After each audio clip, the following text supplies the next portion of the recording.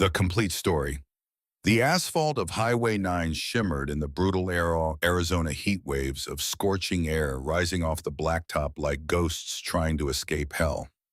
The temperature gauge at the Texaco station 3 miles back had read 107 degrees, but out here on the open stretch between Ridgemont and the county line, it felt closer to 120. The kind of heat that baked the moisture out of everything it touched, leaving behind only dust and desperation. Marin Cole sat on the concrete curb outside the highway diner, her knees pulled tight against her chest, making herself as small as possible. She was 9 years old, though she looked younger.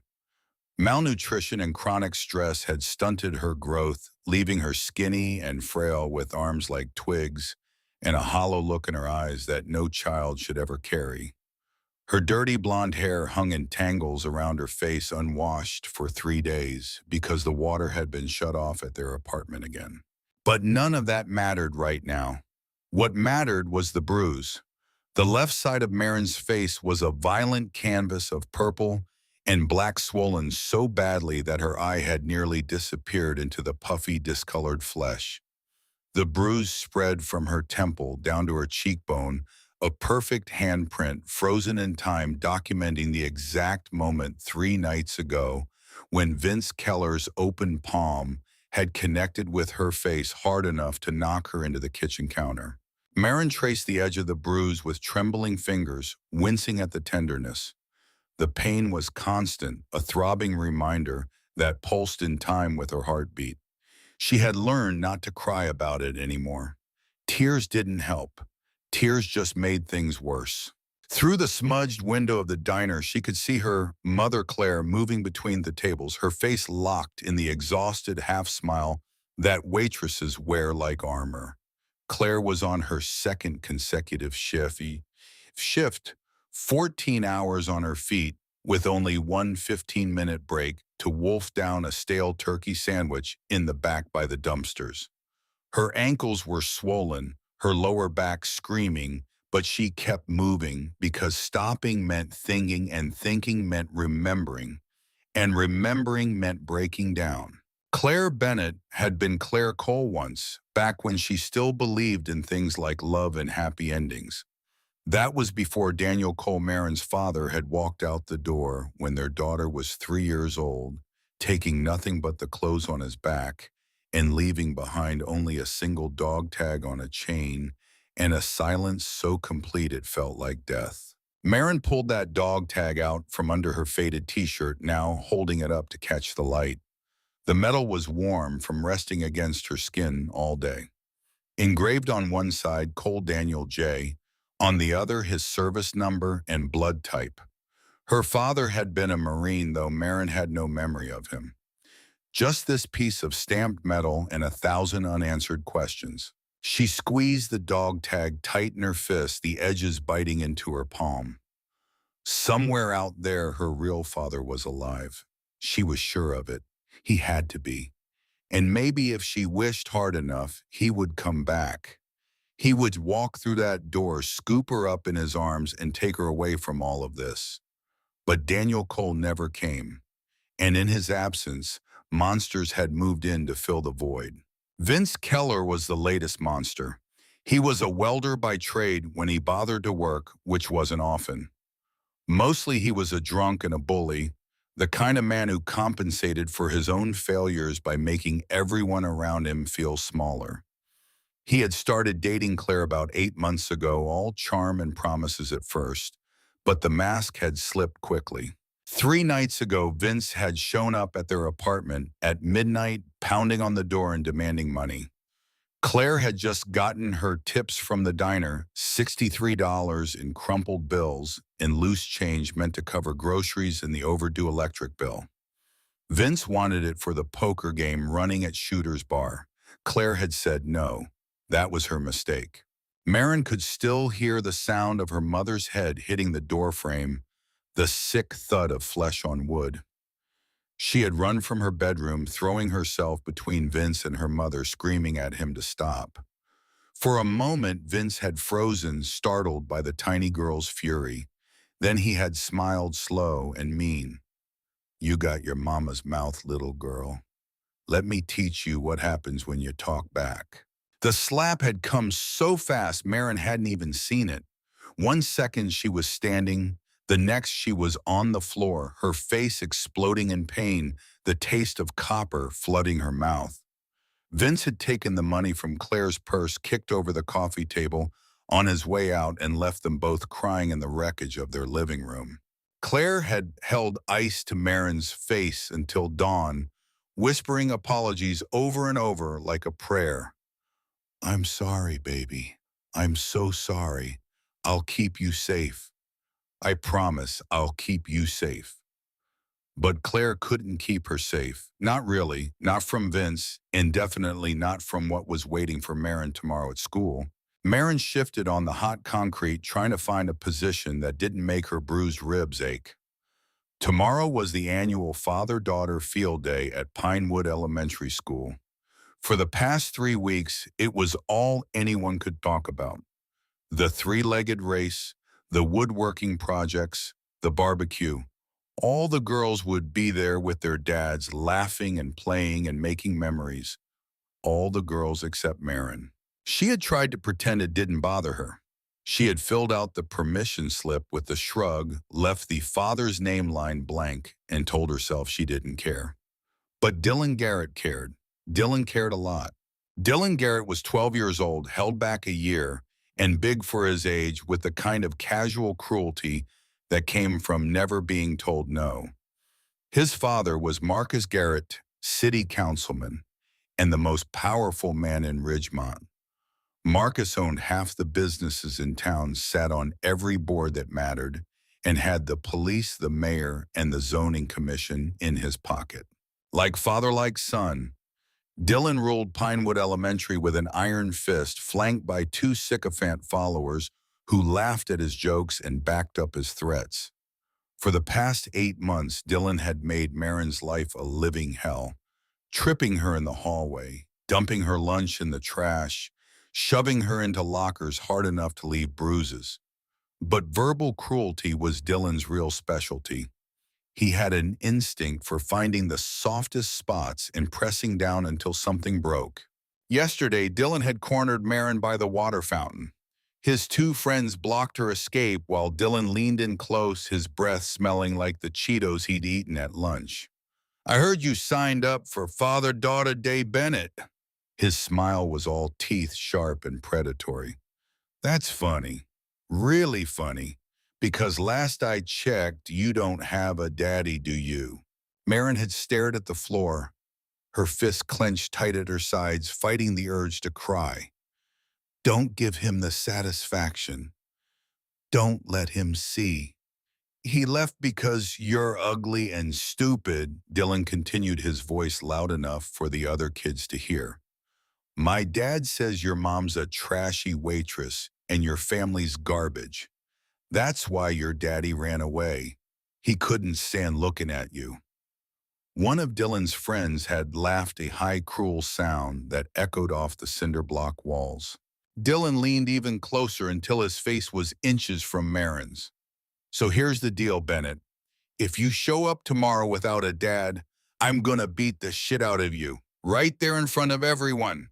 My dad will be there watching and he'll laugh because nobody cares about white trash orphans.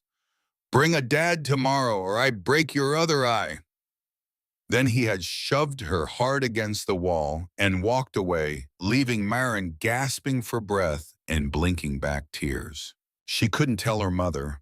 Claire was barely holding it together as it was.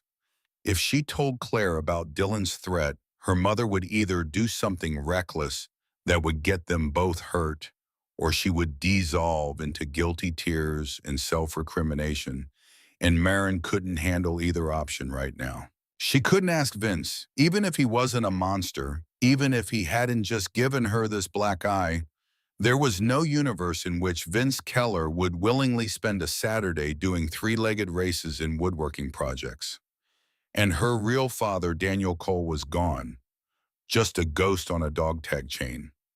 So tomorrow, Marin would either stay home and confirm everything Dylan said about her being a coward and an orphan, or she would show up alone and get beaten in front of the entire school. Neither option seemed survivable.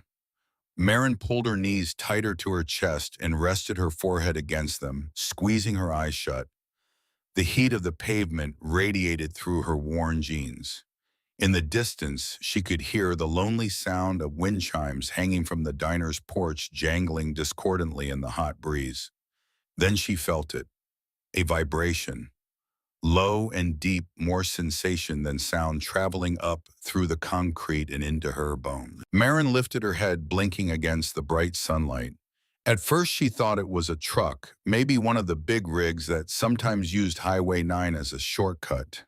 But the sound was different, rougher, more aggressive. A mechanical growl that seemed to be getting louder by the second. She shaded her eyes with one hand and looked down the one empty stretch of highway. The heat waves made everything shimmer and distort, turning the horizon into a liquid mirage. But through that distortion, she saw them. Dark shapes moving in formation, growing larger as they approached. The growl became a roar, became thunder, became a sound so loud and visceral it seemed to shake the air itself. 6 motorcycles. Heavy, powerful machines painted matte black and chrome, their riders sitting tall and rigid in their seats. They weren't casual weekend riders out for a scenic cruise. They moved with military precision, riding 2 abreast in a tight formation that spoke of discipline and brotherhood. As they got closer, Marin could make out more details. The bikes were Harley-Davidsons, customized and well-maintained, with high-rise handlebars and leather saddlebags. The riders wore leather vests over their clothes, dark sunglasses, and heavy boots. Even from a distance, she could see the patches on their backs, though she couldn't make out the details yet. The lead bike signaled, and as one unit, all 6 motorcycles slowed and turned off the highway into the gravel parking lot of the Highway Diner. The noise was apocalyptic, now a symphony of internal combustion that drowned out everything else. Birds scattered from the telephone wires. The wind chimes went silent, as if even they were holding their breath. The motorcycles rolled to a stop in a neat line, their engines rumbling like caged thunder. Then almost simultaneously, the riders killed their engines. The sudden silence was profound, broken only by the ticking of hot metal cooling and the crunch of gravel under heavy boots. Marin forgot to breathe. These weren't weekend warriors playing dress-up. Everything about them screamed authenticity, from their weathered leather to the way they moved with casual confidence, born from thousands of miles on the road. Their vests were covered in patches and pins, each one telling a story Marin didn't know how to read. But she could read the main patch on their backs. Now that they had turned to dismount, she could see it clearly. A skull with wings spread wide, rendered in intricate detail. Above it, a rocker that read Hell's Angels. Below it, Arizona. Marin's heart hammered against her ribs. She knew about the Hells Angels. Everyone in Ridgemont knew about them. They had a fortified clubhouse out on the county line surrounded by chain-link fence and barbed wire. People whispered about them in grocery store checkout lines and beauty parlors. Dangerous men, criminals, outlaws who lived by their own code. The police gave them a wide berth. Marcus Garrett called them a menace in his campaign speeches, promised to run them out of town if voters gave him enough power. But so far, the Hells Angels remained a constant presence on the edge of town, neither asking for approval nor seeking conflict. And now 6 of them were standing in the parking lot of the Highway Diner, not 20 feet from where Marin sat. The lead rider dismounted first. He was massive, easily 6'4", with the kind of build that suggested a lifetime of hard physical labor and harder living. His arms were thick as tree trunks, covered entirely in faded tattoos that disappeared under the rolled-up sleeves of his black t-shirt. A jagged scar ran from his left earlobe down the side of his neck to his collarbone, the kind of scar that told stories about bar fights and broken bottles. His beard was thick and streaked with gray, tied off with a leather cord. When he removed his dark sunglasses and hooked them on his vest, Marin saw his eyes. They were a pale, icy blue, the color of Arctic water, and they held an expression of such cold, controlled intensity that she felt pinned in place just looking at him. The name tag stitched onto his leather vest read Hammer. Hammer rolled his massive shoulders, stretching after the long ride, and pulled a pack of Marlboro Reds from his vest pocket. The other 5 bikers fanned out behind him, talking in low, gravelly voices. One of them, a wiry man with a completely bald head covered in tattoos, said something that made the others laugh, a rough, barking sound. Every instinct, Marin had screamed at her to run, to get up, go inside the diner, hide under a table, until these terrifying men finished whatever business they had and left. Her mother had given her very clear instructions about strangers, especially men who looked dangerous. Stay away, don't talk to them, don't make eye contact. Run if you have to. But something else spoke up inside Marin's head. A small, desperate voice that had been growing louder over the past few weeks as Dylan's threats escalated and tomorrow's field day loomed closer. These men aren't afraid of anything. Nobody pushes them around.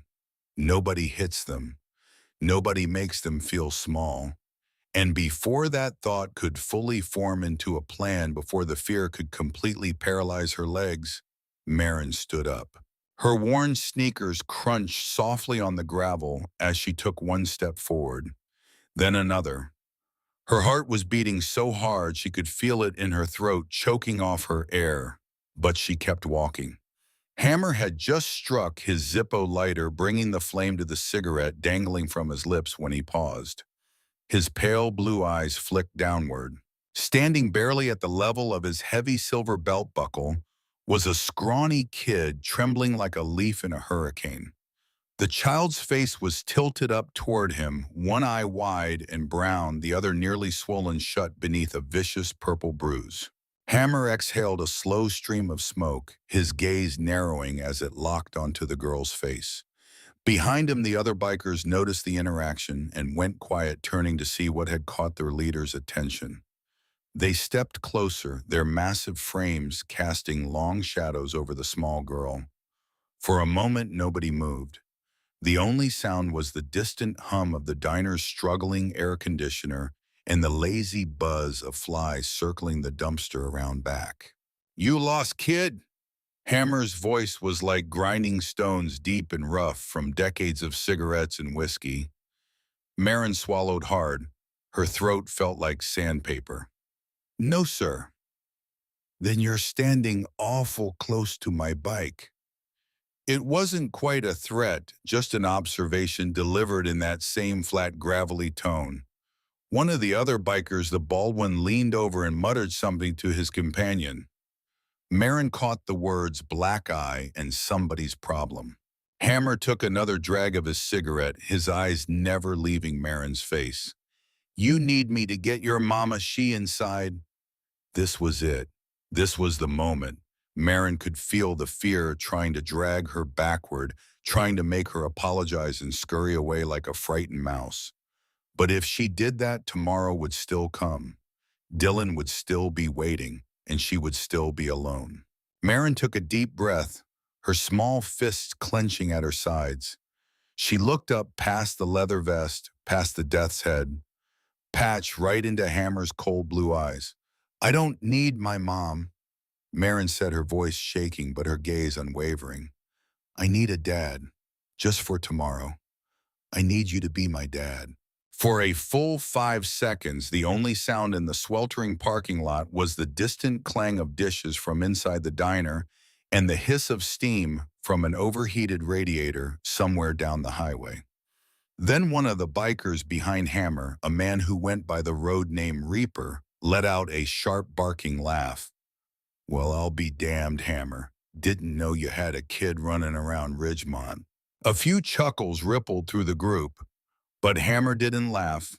He didn't even crack a smile. He stood completely still, the cigarette burning forgotten between his fingers, staring down at this tiny battered girl who had just walked up to one of the most dangerous men in Arizona and demanded a father.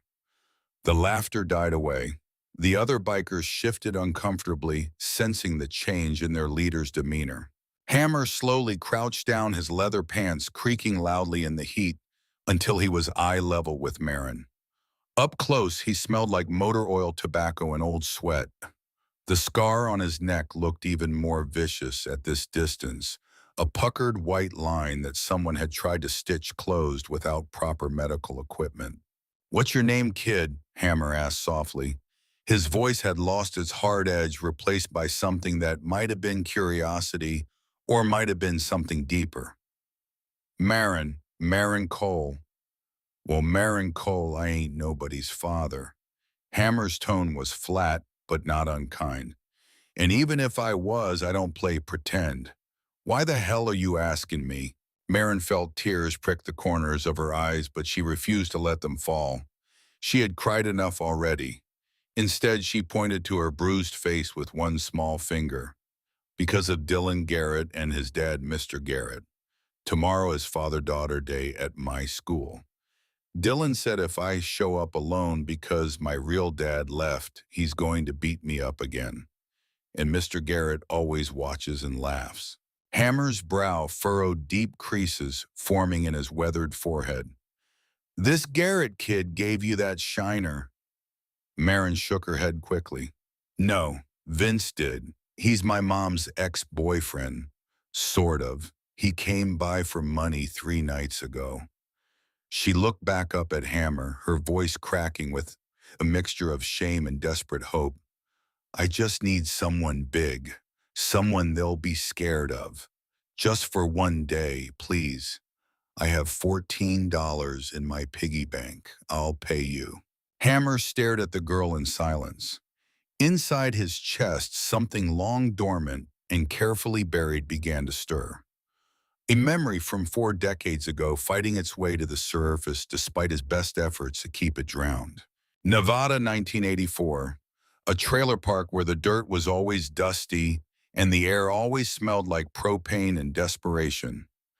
A scrawny 12-year-old boy named Jackson Miller hiding under the porch while his mother's screams echoed through the paper-thin walls. The sound of bottles breaking, his father's voice slurred and vicious with alcohol and rage.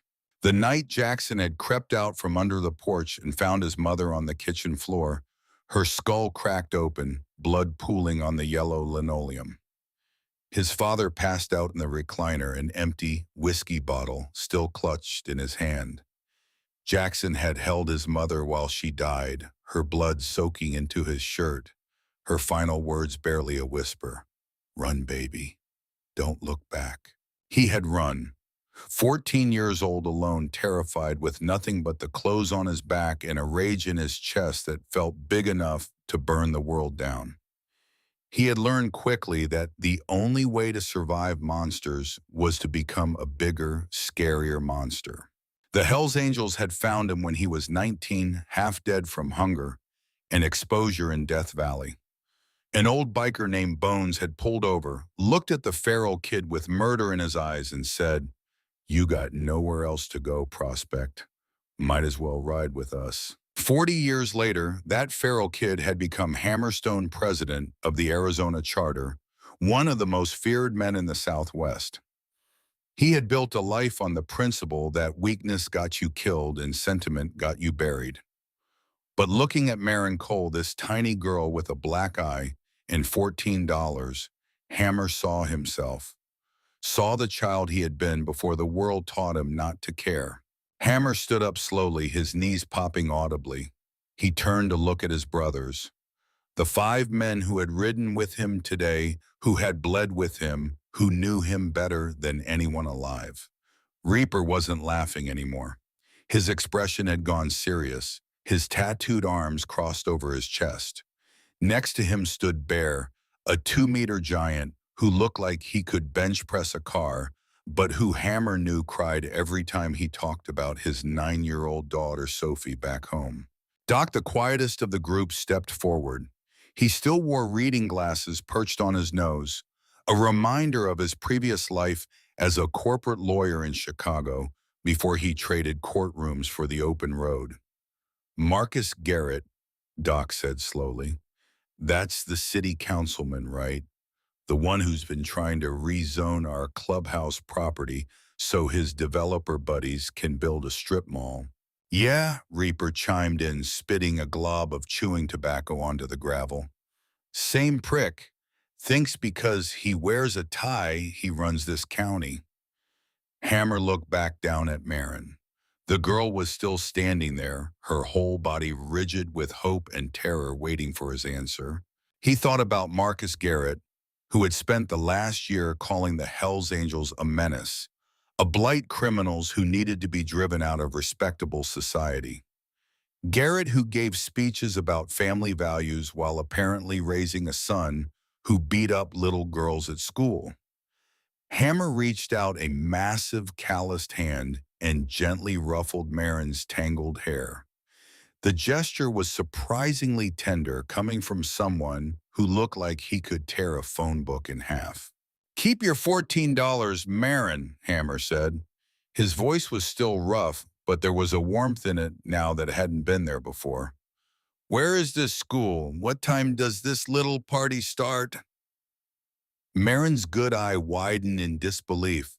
For a second, she couldn't speak, couldn't process that this terrifying giant had just agreed to help her. Pinewood Elementary. She finally managed her voice barely above a whisper. It starts at 9 o'clock tomorrow morning. Hammer nodded once decisive. He looked at his crew. Boys, looks like we got plans tomorrow. Bear grinned, showing teeth that were slightly crooked from too many bar fights.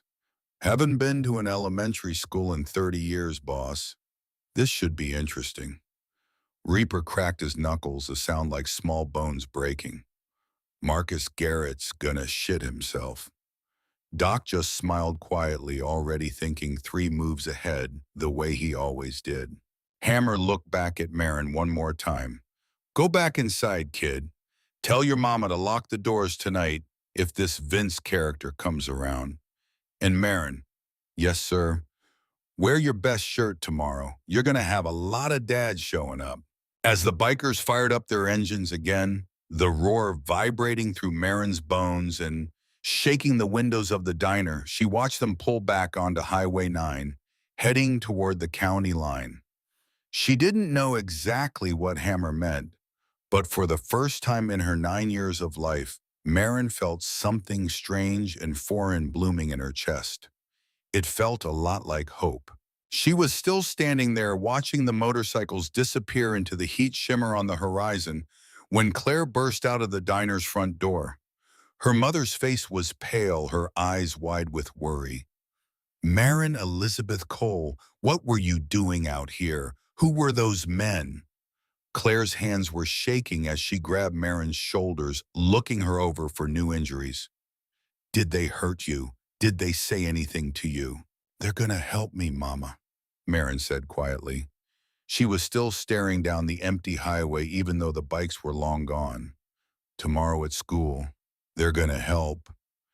Claire's face went through several emotions in rapid succession: confusion, fear, disbelief. Baby, those were Hell's Angels. You can't trust men like that. They're dangerous.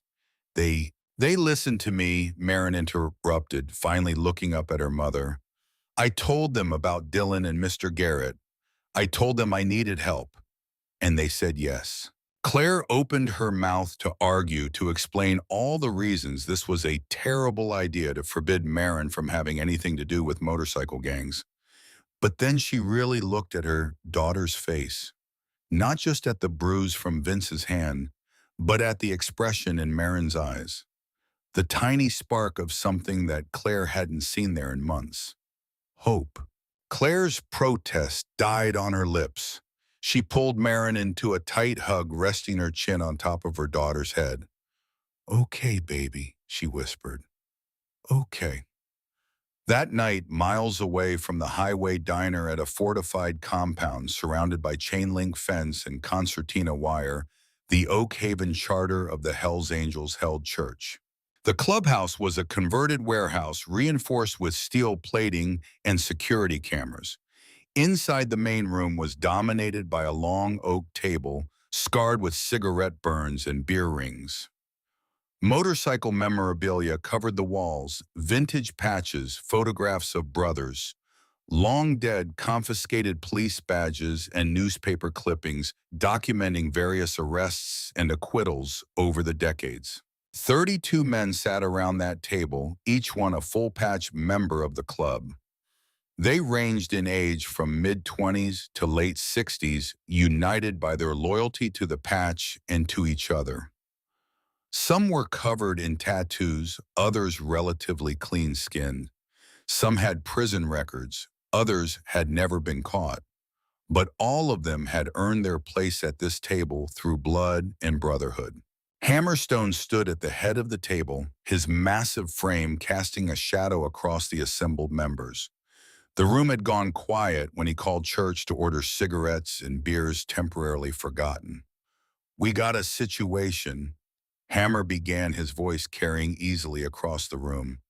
"This afternoon at the Highway Diner, I was approached by a 9-year-old girl named Maren Cole." He paused, letting that sink in. A few of the younger members shifted uncomfortably, unsure where this was going.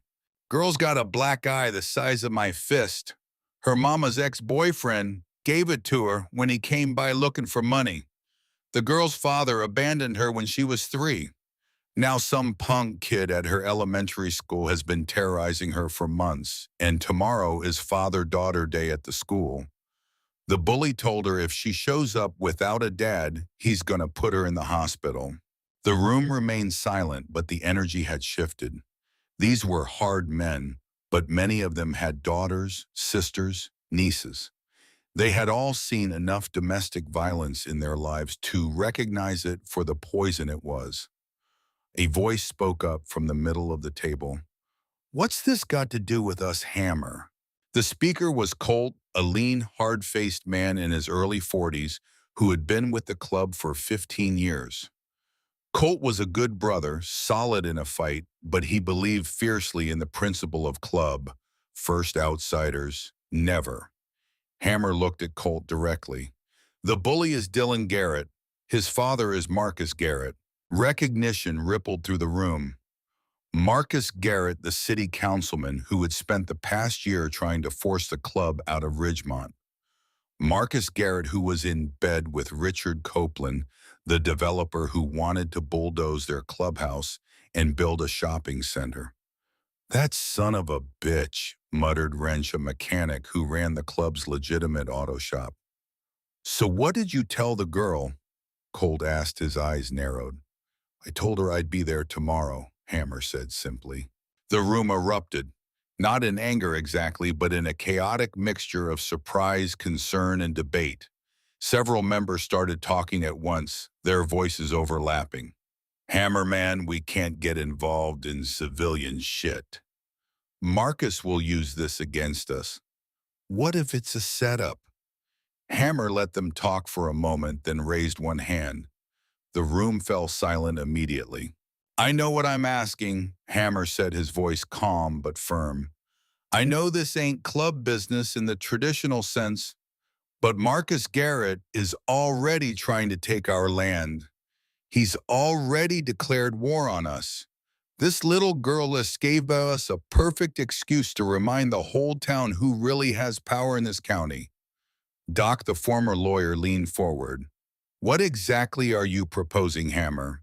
"Tomorrow morning we all ride to Pinewood Elementary for Father-Daughter Day. Full colors. We show up, we participate in the games, we make it crystal clear that Maren Cole is under our protection. We send a message that bullies, whether they're 12 years old or sitting on the city council, don't get to prey on the weak. Not in our town." Bear the giant with the 9-year-old daughter stood up. "I'm in. Got a little girl myself. If someone was threatening Sophie and I wasn't around, I'd hope to God somebody would stand up for her. I vote yes." Reaper nodded. "Garrett wants to call us menaces. Let's show him what menaces really look like. I'm in." One by one, members started voicing their support, but not everyone was convinced. Colt stood up his chair, scraping loudly against the concrete floor. I respect what you're saying, Hammer. I do. But we're talking about walking into a civilian event surrounded by cops and cameras and parents who are terrified of us. One wrong move, one misunderstood gesture, and Marcus uses it to bring the full weight of the state down on our heads. We could lose everything we've built here. We're already losing it, Doc countered quietly. Marcus has the zoning board in his pocket. The eminent domain paperwork is probably already being drawn up. We can fight him in court for months, maybe years, and bleed ourselves dry on legal fees. Or we can make a public stand, show the people of Ridgemont that we're not the villains Marcus paints us to be. By crashing a kid's event, Colt shot back. By protecting a child who has nobody else. Hammer said, his voice dropping to a dangerous quiet that commanded attention. Look, I get it. This is risky. This isn't what we usually do, but that little girl looked me in the eye today and asked for help, and I'll be damned if I turn my back on her because it's politically complicated. He paused, his gaze sweeping across the assembled members. My old man beat my mother to death when I was 12. I watched her die on the kitchen floor while that bastard slept it off in the next room. I spent years wishing someone, anyone, had stepped in to help. Well, now I can be that someone. We all can. The room had gone completely silent. Most of the members knew bits and pieces of Hammer's history, but he rarely spoke about his childhood with this kind of raw honesty. I'm not ordering anyone to ride tomorrow, Hammer continued. This is voluntary. But I'm asking you as your president and as your brother to stand with me on this. We vote now, all in favor of riding to Pinewood Elementary tomorrow morning to support Marin Cole. Raise your hand. Bear's hand shot up immediately. Then Reaper's. Doc raised his hand with a slight smile. One by one, hands went up around the table. Even some of the younger members who had looked uncertain joined in. When the count was done, 28 hands were raised. 4 members abstained, Colt among them. But 28 out of 32 was a clear majority. Motion carries, Hammer said. We ride it at 08:30 hours. Full dress code. Colors on. We're going to make an impression tomorrow, brothers. Let's make damn sure it's the right one. As the meeting broke up and members started filing out to their bikes or the bar area, Doc approached Hammer at the head of the table. You know this is going to poke the hornet's nest, Doc said quietly. Good, Hammer replied. I'm tired of tiptoeing around Marcus Garrett. Man wants a war, he's going to get one, but we'll fight it on our terms, not his. Doc nodded slowly. You really see yourself in this kid, don't you? Hammer didn't answer right away. He pulled out another cigarette, lit it, and took a long drag. Finally, he said, when she looked up at me with that black eye and asked for help, I saw Jackson Miller. The kid I was before I became this. He gestured to himself, to the leather vest and the scars and the hard shell he'd built over 40 years. Maybe I can't save that kid, but I can save her. Doc clapped him on the shoulder. Then let's go save her brother. Back at the small, run-down apartment Claire and Marin shared on the east side of Ridgemont, the night was not passing peacefully. Marin lay in her narrow bed, staring at the water-stained ceiling, unable to sleep despite the late hour. Through the thin walls, she could hear Mrs. Rodriguez's television playing a Spanish-language soap opera, the dramatic music punctuated by occasional shouting. Her mind kept replaying the encounter with Hammer, examining it from every angle, looking for the catch. Men like that didn't help people for free. In Marin's experience, adults only did nice things when they wanted something in return. So what did the Hells Angels want? What would they demand as payment for tomorrow's protection? The thought made her stomach twist with anxiety. But even that fear was better than the alternative, Dylan's fists in the entire school watching her humiliation. In the next room, Claire sat at their cramped kitchen table nursing a cup of instant coffee she'd made too strong. She should be sleeping. Her shift at the diner started at 6 a.m., but her mind wouldn't stop racing. Hell's Angels. Her daughter had made a deal with the Hell's Angels. Claire had lived in Ridgemont long enough to know the club's reputation: drugs, violence, illegal weapons. The police couldn't prove half of what they suspected, but everyone knew the Hells Angels were dangerous. And yet, when Marin had described the interaction, there had been something in her voice that Claire couldn't ignore. The man named Hammer had listened. He had asked questions. He had agreed to help without demanding money or favors. Claire's hand went to the bruise on her daughter's face, though Marin was in the other room. Vince had done that. Vince, who was supposed to be better than the bikers, who worked a legitimate gym and came from a respectable family. Vince had looked her in the eye and smiled while he slapped her 9-year-old daughter. Maybe monsters came in all shapes and sizes. Maybe sometimes the scariest-looking people were the safest ones to trust. A sound outside made Claire freeze. Heavy footsteps on the exterior stairs. The creak of the third step that always stuck. Her heart hammered against her ribs as she stood up, moving quietly to the window. Through the thin curtains, she saw him. Vince Keller swaying slightly at the bottom of the stairs, a six-pack of beer dangling from one hand. He had that look on his face, the one that meant he was just drunk enough to be mean, but not drunk enough to pass out. Claire moved quickly to the door, checking that the deadbolt was engaged. It was, but the lock was flimsy, the kind that would give way with one good kick. Vince reached the top of the stairs and pounded on the door with his fist. "Claire, open up, baby. Come on, don't be like that." Claire pressed her back against the wall next to the door, holding her breath. More pounding, harder this time. "I know you're in there. I can see the light under the door. Open up before I get mad." In the bedroom, Marin sat bolt upright, her heart racing.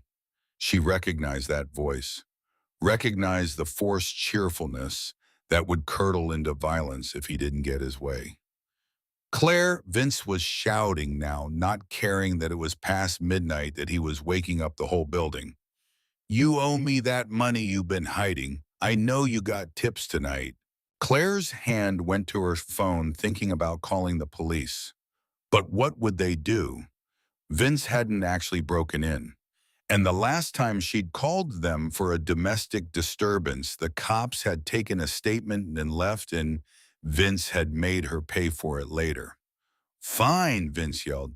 "Fine, you want to play games? I'll come back tomorrow, and I'll get what's mine. You and that little brat can't hide from me forever." He punctuated this statement by kicking the door hard enough to make it rattle in its frame. Then his footsteps retreated down the stairs, followed by the sound of his truck starting up and tires squealing as he peeled out of the parking lot.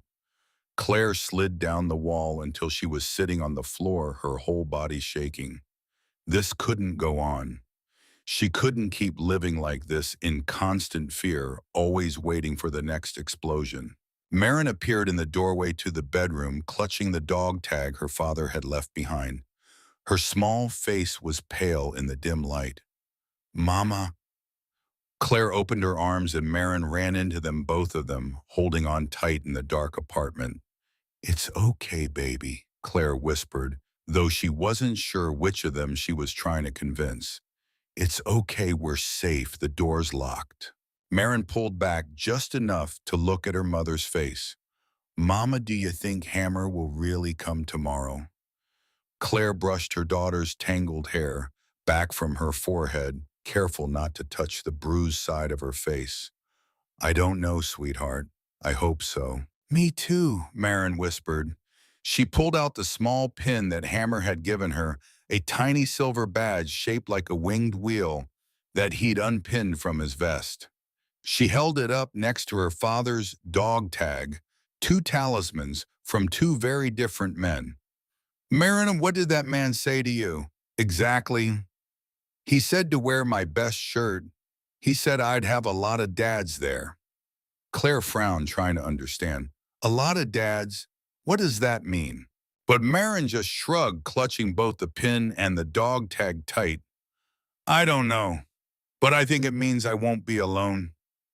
They stayed there on the kitchen floor for a long time, holding each other in the darkness, both of them thinking about tomorrow and what it might bring. Eventually, Claire carried her daughter back to bed, tucked her in, and sat beside her until Marin finally fell into an uneasy sleep. Claire returned to the kitchen table, the cold coffee still sitting where she'd left it. She picked up her phone, staring at the screen, thinking about all the choices that had led her to this moment. Daniel leaving, Vince showing up, the endless cycle of barely surviving, of trying to protect her daughter in a world that seemed designed to break them both. Tomorrow, a group of outlaws on motorcycles might show up at her daughter's school, or they might not. Claire had learned a long time ago not to count on anyone. But as she finally crawled into her own bed as dawn began to lighten the eastern sky, Claire found herself whispering a prayer she hadn't said since she was a child. Please, she whispered into the darkness, please let someone help us. Just this once. Please. Across town in a bedroom above the clubhouse, Hammerstone lay awake in his bed, staring at the ceiling fan, turning slowly overhead. Sleep wasn't coming easy tonight, which was unusual. He'd spent 40 years training himself to sleep anywhere, anytime, catching rest when he could between long rides and longer nights. But tonight his mind kept drifting back to the scrawny kid with the black eye, to the way she'd looked up at him with that mixture of terror and hope, asking a stranger to be her father for a day. Hammer reached over to his nightstand and pulled out an old photograph, yellowed and creased from being carried in a wallet for decades. The photo showed a woman with kind eyes and a tired smile, her arm around a skinny 12-year-old boy who stared at the camera with an expression that was already starting to harden. His mother, Rebecca Miller, dead for 40 years come October. I couldn't save you, Mama, Hammer whispered to the photograph. But maybe I can save this one. He tucked the photo back in the drawer, rolled over, and finally let sleep take him. Tomorrow was going to be a day Ridgemont wouldn't soon forget. Saturday morning arrived with the kind of crystalline clarity that only comes after a desert night. The sky over Ridgemont stretched endless and blue, unmarred by even a single cloud. By 8 a.m., the temperature was already climbing toward the high 80s, promising another scorching day. At Pinewood Elementary School, the maintenance crew had been working since dawn. Colorful banners stretched across the chain-link fence surrounding the athletic field. Welcome Dads and Father-Daughter Day 2024. Paper decorations in pink and blue fluttered from the basketball hoops and flagpole.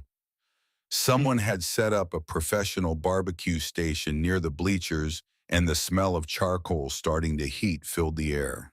By 8:30, the parking lot was already half full. Minivans and SUVs pulled in one after another, disgorging fathers in polo shirts and khaki shorts, daughters in sundresses and carefully braided hair. The dads clustered in small groups, clutching styrofoam cups of bad coffee from the refreshment table, making small talk about golf handicaps and the Phoenix Suns' playoff chances. The daughters ran in excited packs across the grass, shrieking and laughing, comparing outfits and speculating about which team would win the three-legged race. For most of them, this was just another fun school event, a chance to spend time with their fathers, doing silly games and eating too much barbecue. For Marin Cole, it was something else entirely. She stood near the far corner of the fence, as far from the main crowd as she could get, without actually leaving school property. Her mother had driven her here at 8:45, parking Claire's battered Honda Civic in the back row, where it wouldn't stand out next to the newer vehicles. Marin wore her best shirt just like Hammer had told her to. It was a faded blue button-down that had belonged to her mother, carefully ironed that morning until the collar lay flat. Claire had even managed to French braid Marin's hair, taming the usual tangles into something presentable.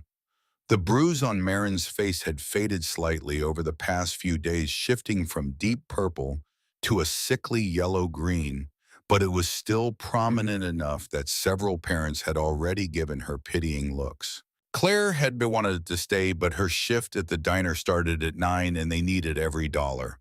Before she left, she had gripped Marin's shoulders and looked her straight in the eyes. "Baby, if those bikers don't show up, you come straight home. You hear me? Don't let Dylan touch you. Just leave. I'll handle the school." Marin had nodded, but she hadn't promised. If Hammer didn't come, she wasn't sure what she would do. Running away felt like surrender, but staying and getting beaten felt like defeat of a different kind. Now standing alone by the fence, Marin pulled out the two talismans she carried. Her father's dog tag on its chain around her neck, warm from her body heat. The small winged wheel pin Hammer had given her tucked safely in her pocket. She rubbed them both like worry stones, trying to will the universe to bring help. The clock on the side of the school building read 8:55 a.m. Principal Walsh, a thin, nervous man with a comb-over and a tendency to sweat through his shirts, stood at the microphone near the center of the field. "Good morning, families. Welcome to our annual Father-Daughter Field Day. We're so glad you could join us for this special tradition." Polite applause rippled through the crowd. Marin's stomach twisted into knots. "We'll be starting with the three-legged race at 9 o'clock sharp." Principal Walsh continued, wiping his forehead with a handkerchief. "Then we'll move on to the woodworking station, the tug-of-war, and finish up with our barbecue lunch. Fathers, please make your way to the starting line with your daughters." The crowd began to shift, fathers and daughters pairing up and moving toward the white chalk line that marked the beginning of the race course. Marin stayed where she was frozen. She saw Dylan Garrett across the field standing next to his father, Marcus.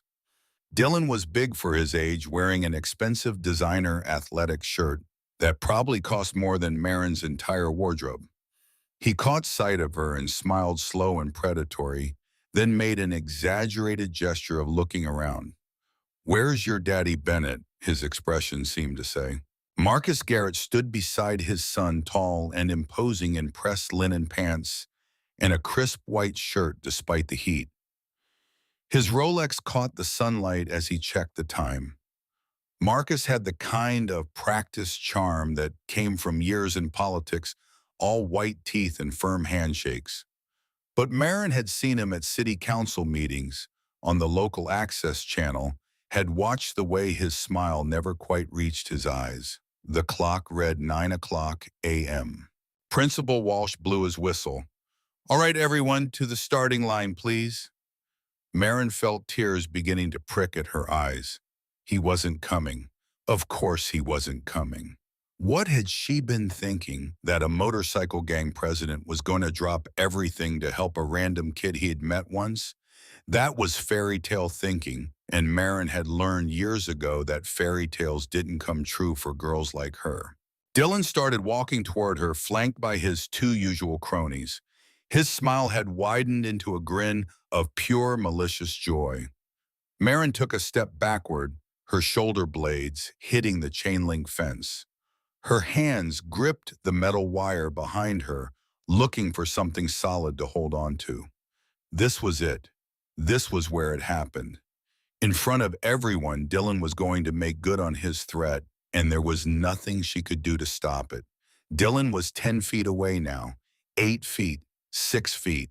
"Well, well, well," Dylan said, loud enough for the nearby families to hear. "Look who decided to show her ugly bruised face." Then she felt it, a vibration, not in her hands gripping the fence, but deeper, in her chest, in her bones. A low, rhythmic rumble that seemed to be coming from everywhere and nowhere at once. Dylan paused mid-step, his smile faltering slightly. He looked around, confused. The rumble grew louder, deeper. It bypassed the ears entirely and resonated directly in the body, a subsonic growl that made water bottles on the picnic tables begin to vibrate, ripples spreading across their surfaces. Principal Walsh stopped mid-sentence, his head turning toward the street. The fathers stopped their conversations, cups of coffee frozen halfway to their lips. The daughters stopped running, standing still on the grass, looking around for the source of the sound. And then they appeared. Around the corner of Maple Street, moving in perfect 2-by-2 formation, came a procession of motorcycles unlike anything Pinewood Elementary had ever seen. 32 Harley-Davidson motorcycles, not 6, not a dozen, 32. They rode in disciplined military formation, engines synchronized in a thunderous chorus that shook the air itself. The sun-caught chrome exhaust pipes, high-rise handlebars, and polished custom paint jobs, creating a dazzling display of metal and power. At the head of the formation rode Hammer, his massive frame unmistakable even from a distance. No helmet, just dark sunglasses and his leather vest, sitting tall in the saddle with absolute confidence. Behind him, riding in tight formation, came 31 more members of the Hells Angels, each one wearing their full colors, their patches visible even from across the parking lot. The sound was apocalyptic. It wasn't just noise, it was a physical presence, a wall of mechanical thunder that announced their arrival like a herald of something ancient and unstoppable. Teachers gasped. Parents scrambled instinctively, pulling their children back from the fence line. Principal Walsh's mouth opened and closed like a fish out of water, no sound coming out. Marcus Garrett's face went from its usual healthy tan to a sickly pale white in the span of 3 seconds. His hand reflexively went to his phone in his pocket. Dylan's cocky smile evaporated completely, replaced by naked fear. The convoy didn't just drive past the school. Hammer raised one heavily tattooed arm, signaling the formation. As one unit, all 32 motorcycles turned off Maple Street and drove directly into the school's parking lot, right over the orange traffic cones that marked the VIP section reserved for staff and special guests. They executed the maneuver with military precision, backing their massive bikes into a perfect uniform line that stretched across the entire front of the parking lot. The kickstands came down in a synchronized wave of metallic clattering.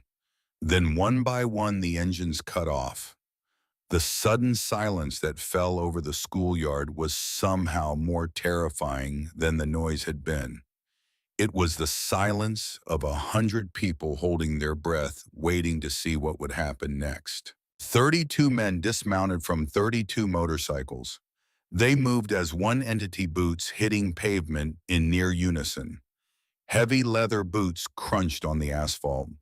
Chains rattled against denim. The sound of 32 men adjusting their vests, rolling their shoulders, cracking their knuckles. They looked like an invading army, because that's exactly what they were.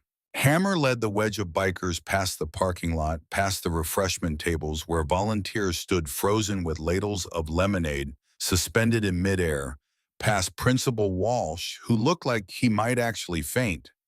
The bikers walked onto the grass of the athletic field in a tight formation, their presence commanding absolute attention. The crowd parted for them like water around a rock. Parents pulled their daughters close. Fathers stepped protectively in front of their children, though none of them looked particularly eager to actually confront these men. Hammer's cold blue eyes scanned the crowd methodically, looking for one specific person. Then he found her. Marin stood pressed against the chain-link fence, her eyes huge in her small face, tears streaming down her cheeks.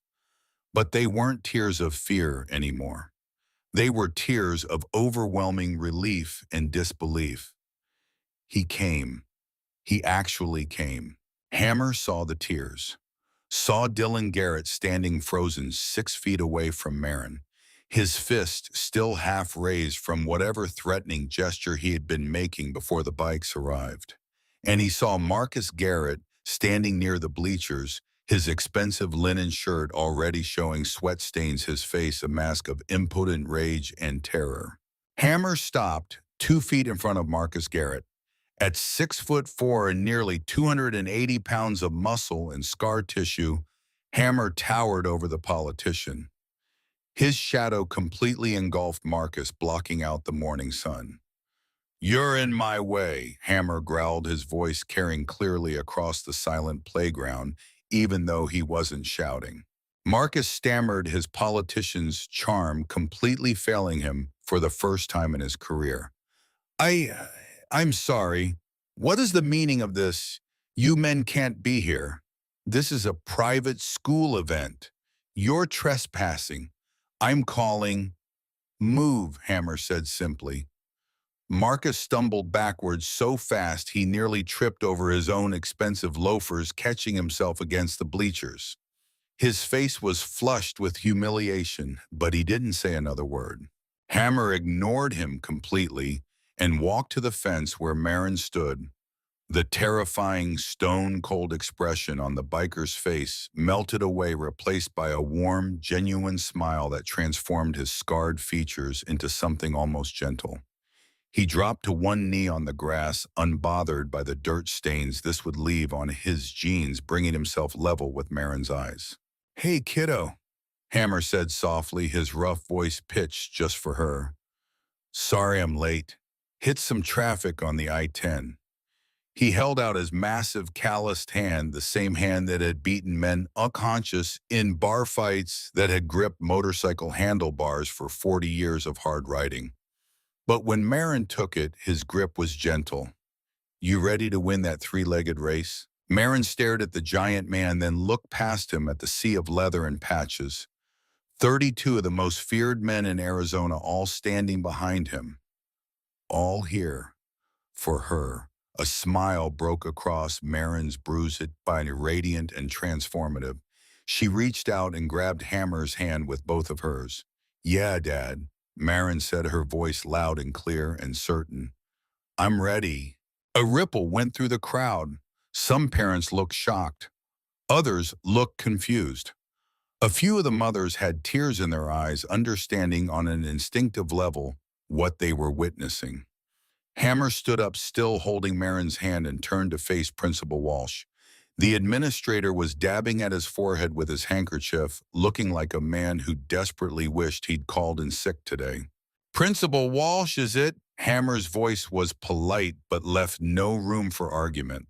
"I'm here for Father-Daughter Day. With my daughter." "That a problem?"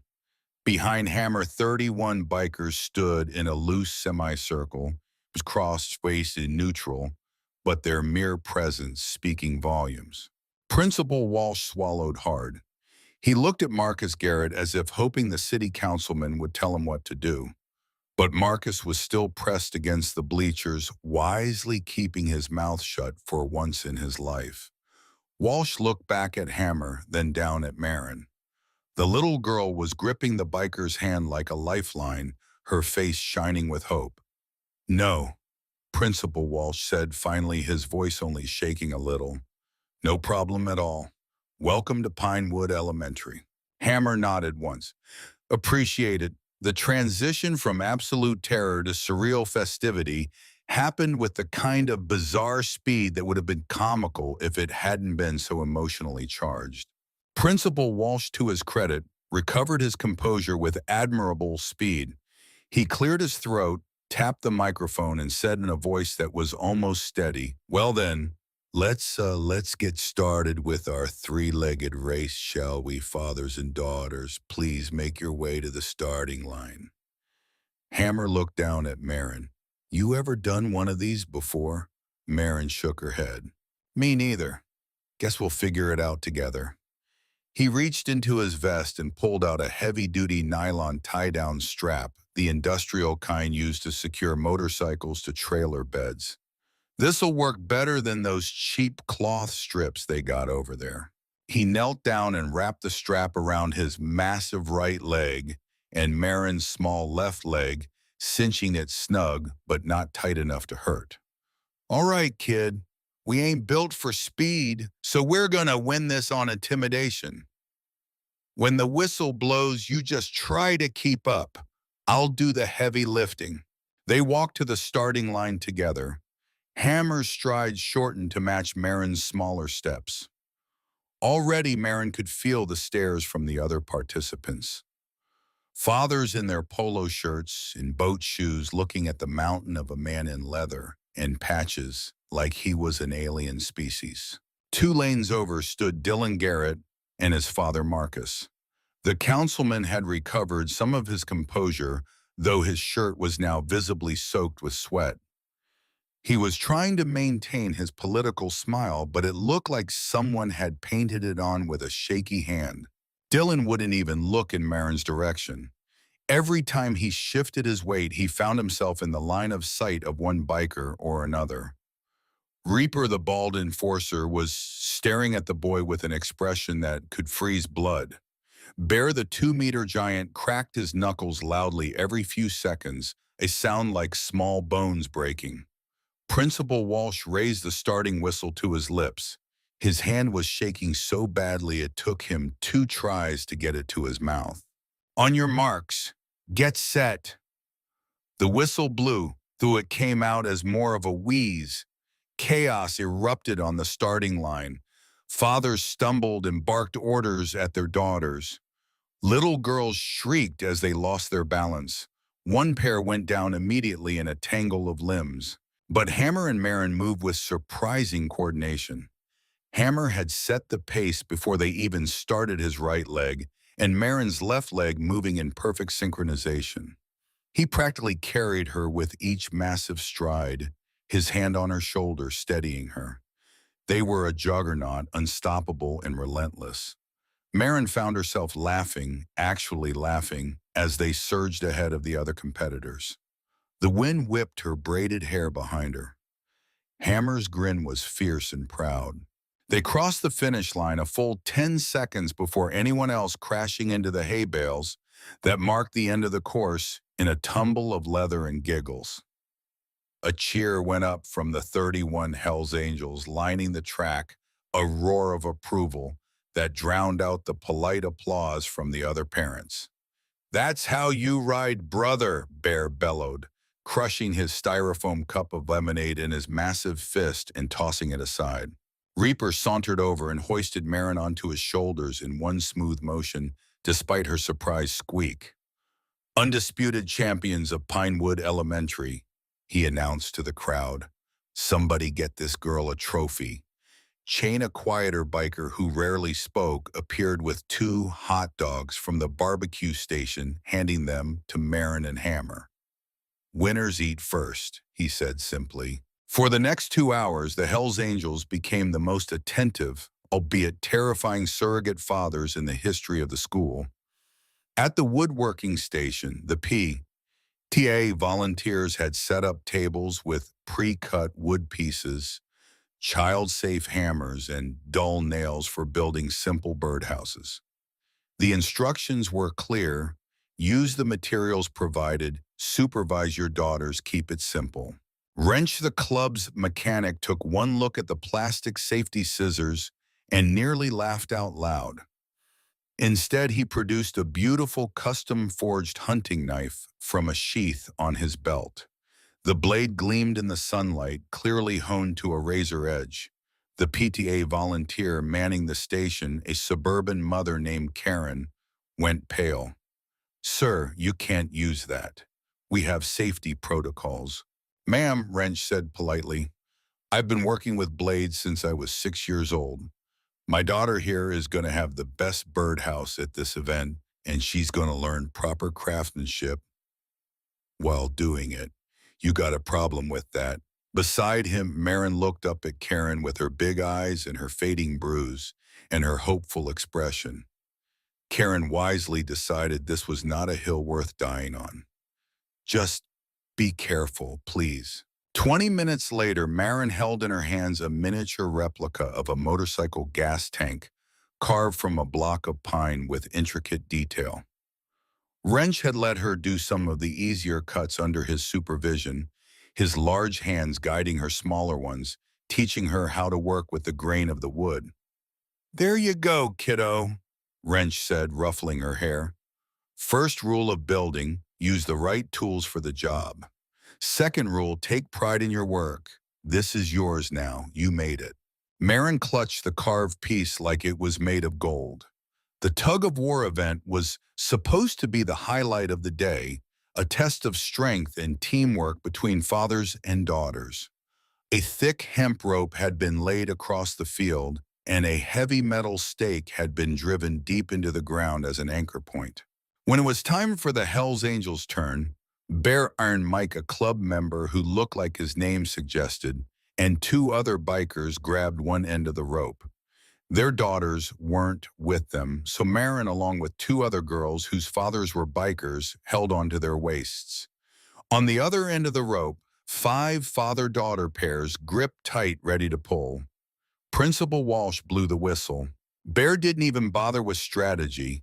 He simply started walking backward, pulling the rope hand over hand like he was reeling in a fishing line. The five pairs on the other end dug in their heels, leaned back, pulled with everything they had. It didn't matter. Bear and his brothers walked them across the center line in under 10 seconds. But then Bear got enthusiastic. He gave one final massive pull. The five pairs on the other end went tumbling forward in a heap, and the metal stake, which was supposed to be anchoring the rope, ripped straight out of the ground with a spray of dirt and grass. The crowd gasped. Principal Walsh looked like he might creak. Bear looked at the uprooted stake, then at the principal, then shrugged. "Sorry about that, we'll put it back." Doc, the former lawyer who was the most diplomatic of the group, quickly approached Walsh. "The club will cover any damages to the field, principal. We'll have a landscaping crew here Monday morning. Professional grade work, better than it was before. No charge to the school." Walsh just nodded weakly, too overwhelmed to argue. At the barbecue station, the PTA had set up a modest spread: burgers, hot dogs, chips, lemonade. They'd calculated enough food for about 60 people, maybe 70 if they stretched it. They hadn't calculated for 32 Hells Angels with motorcycle metabolism. Hammer approached the PT, a mother's running the barbecue, pulling a money clip from his vest. "Ladies, what's it gonna cost to buy out your whole setup?" "Everything you got." One of the mothers, braver than the rest, stuttered out a number. "We were charging $3 per plate, and we have about 40 plates worth of food left, so $120. Hammer peeled off three $100 bills and handed them over. "Keep the change for the library fund or whatever you need, and triple the order. I'll cover it. Every kid here eats free today, not just the ones with us." The PTA mothers stared at the money in shock. You're donating to the school?" one of them asked, incredulous. "Why not?" Hammer replied. "Good education's important. Kids deserve it." Within 30 minutes, reinforcement supplies had been brought in from a local grocery store, and the barbecue was restocked. True to Hammer's word, every child at the event got a free meal, whether their parents could afford it or not. Several of the lower-income families who had been rationing their tickets to make their limited budgets stretch found themselves able to get seconds and thirds. Marin sat on a picnic blanket surrounded by bikers, a plate piled high with food in her lap. She couldn't remember the last time she'd felt this full, this safe, this happy. For the first time in her 9 years of life, she understood what it felt like to be protected, to have people stand up for her, not because they had to, but because they chose to. But not everyone was celebrating. Marcus Garrett stood in the shadow of the bleachers, watching the spectacle unfold with a mixture of humiliation and rage so intense it made his hands shake. His entire political career had been built on projecting authority, on being the biggest presence in any room, on making people defer to his power. And these outlaw bikers were making him look like a joke in front of his constituents, in front of his son. in front of everyone who mattered. His phone was already in his hand thumb, hovering over a contact labeled Sheriff Barnes. He'd been planning to wait to be strategic about this, but the humiliation was too fresh, too raw. These animals needed to be put in their place. Marcus stepped further into the shadow, ensuring no one could overhear, and made the call. "Sheriff Barnes," came the gruff voice on the other end. "Tom, it's Marcus. I need you at Pinewood Elementary immediately. We have a situation." "What kind of situation?" Barnes sounded skeptical. He'd known Marcus long enough to recognize when the councilman was being dramatic. "Gang activity, trespassing. I've got 30-plus Hells Angels on school property, intimidating families, potentially armed. I want them removed, in handcuffs if necessary." There was a long pause. "Marcus, it's a Saturday morning. This better not be some political grandstanding bullshit." "Get down here, Tom. That's not a request." Marcus hung up before the sheriff could argue further. His smile was cold and vindictive. Let these bikers think they'd won. In 20 minutes, they'd be face down on the ground with police knees in their backs, and Marcus would be the hero who protected the children from the dangerous criminals. Across the field, Claire Cole had just pulled into the parking lot in her beat-up Honda, her shift at the diner having ended early due to an unexpected lull in customers. She told herself she was just going to pick up Marin, that she wasn't going to stick around and watch. But as she got out of her car and saw her daughter laughing, truly laughing, surrounded by a protective wall of leather and muscle, Claire felt something break open in her chest. Marin hadn't laughed like that in years, maybe ever. Claire started walking toward the field, drawn by her daughter's joy like a moth to flame. As she got closer, she could see Hammer sitting on the grass beside Marin, showing her something on his phone. The massive biker looked up as Claire approached, and for a moment their eyes met. Hammer stood up immediately, a gesture of respect that surprised Claire. Most men didn't stand for waitresses. "Ma'am," Hammer said, his voice polite, "you must be Marin's mother." "Claire," she managed her throat tight. "Claire Cole. Gary Stone, friends call me Hammer." They shook hands. His grip was firm but careful, mindful of his strength. "I don't know how to thank you," Claire said, her eyes already welling with tears. "You didn't have to do this. You don't even know us." "Kid asked for help," Hammer said simply. "Seemed like the right thing to do." Before Claire could respond, Marin crashed into her, wrapping thin arms around her mother's waist. "Mama, did you see we won the race and Wrench made me this?" She held up the carved gas tank. "And I got to eat 3 hot dogs." Claire laughed through her tears, holding her daughter close. "I saw, baby. I saw." Doc approached, then having observed the interaction, he extended his hand to Claire. "Ma'am, I'm Nathan Cross. I want you to know we'll make sure Marin gets home safe after this event. And if you ever have trouble with that Vince character again, you call this number." He handed her a business card. It was plain white, no fancy logo, just a phone number and the words, "Legal Services, Nathan Cross Esquire." "You're a lawyer?" Claire asked, surprised. "Was. Still am, technically. Just ride motorcycles in my spare time now." Doc smiled gently. "Point is, you or Marin need help legal, or otherwise you call. We take care of our own." "But we're not." "You are now," Doc said simply. The sound of sirens in the distance made everyone go quiet. 2 Oak Haven police cruisers were approaching, lights flashing, pulling into the school parking lot with deliberate slowness. The bikers didn't scatter or panic. They simply stood up, positioning themselves in a loose formation with Marin and Claire at the center. Not aggressive, but protective, making a statement. Sheriff Tom Barnes stepped out of the lead cruiser. He was in his early 60s, gray-haired and weathered, with the kind of face that had seen too much to be impressed by much of anything anymore.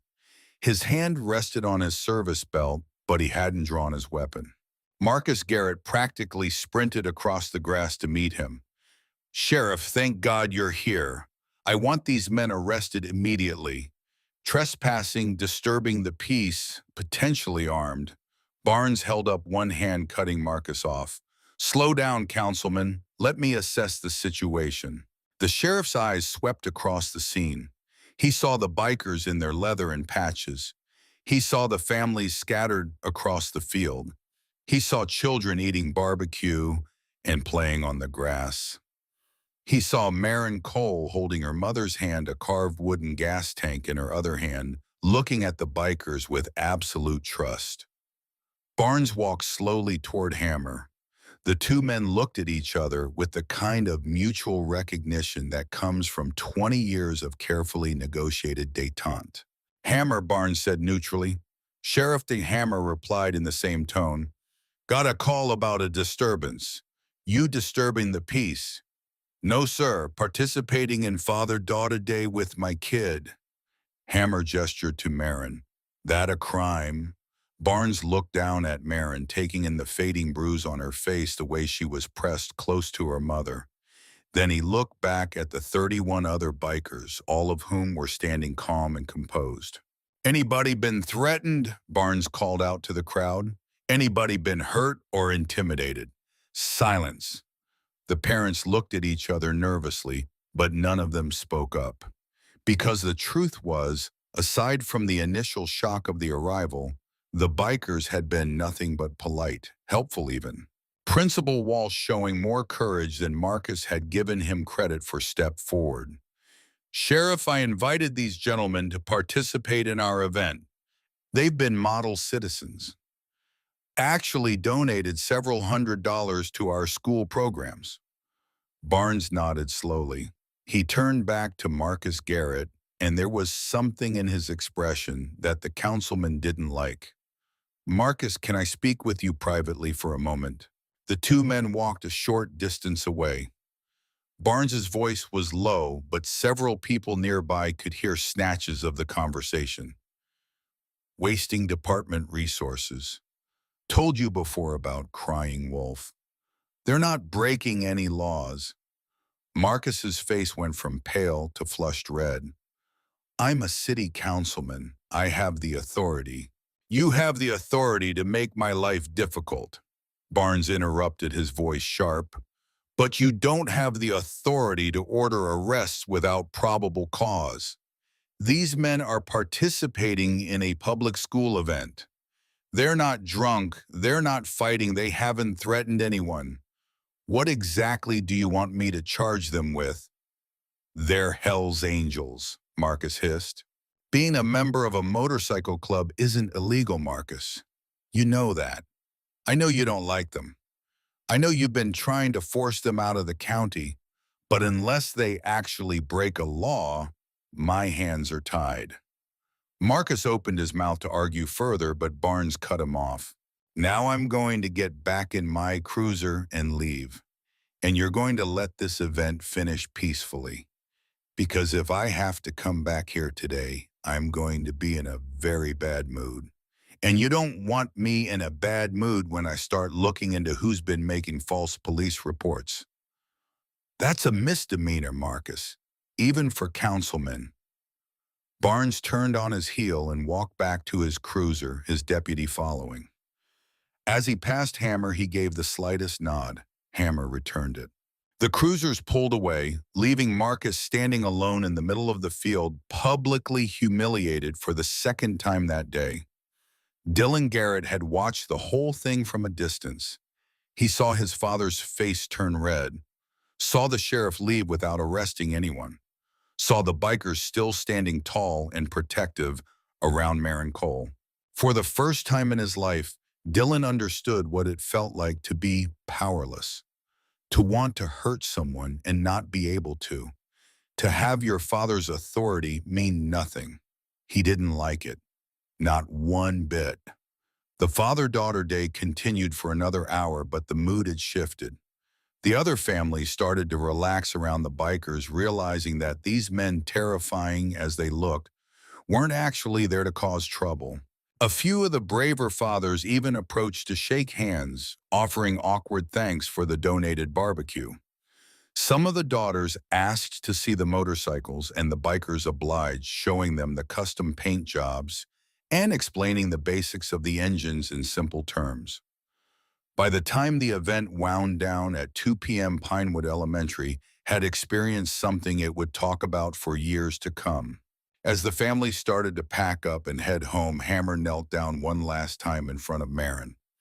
"You did good today, kid," he said quietly. "Thank you," Marin whispered. "Thank you for coming. Thank you for everything."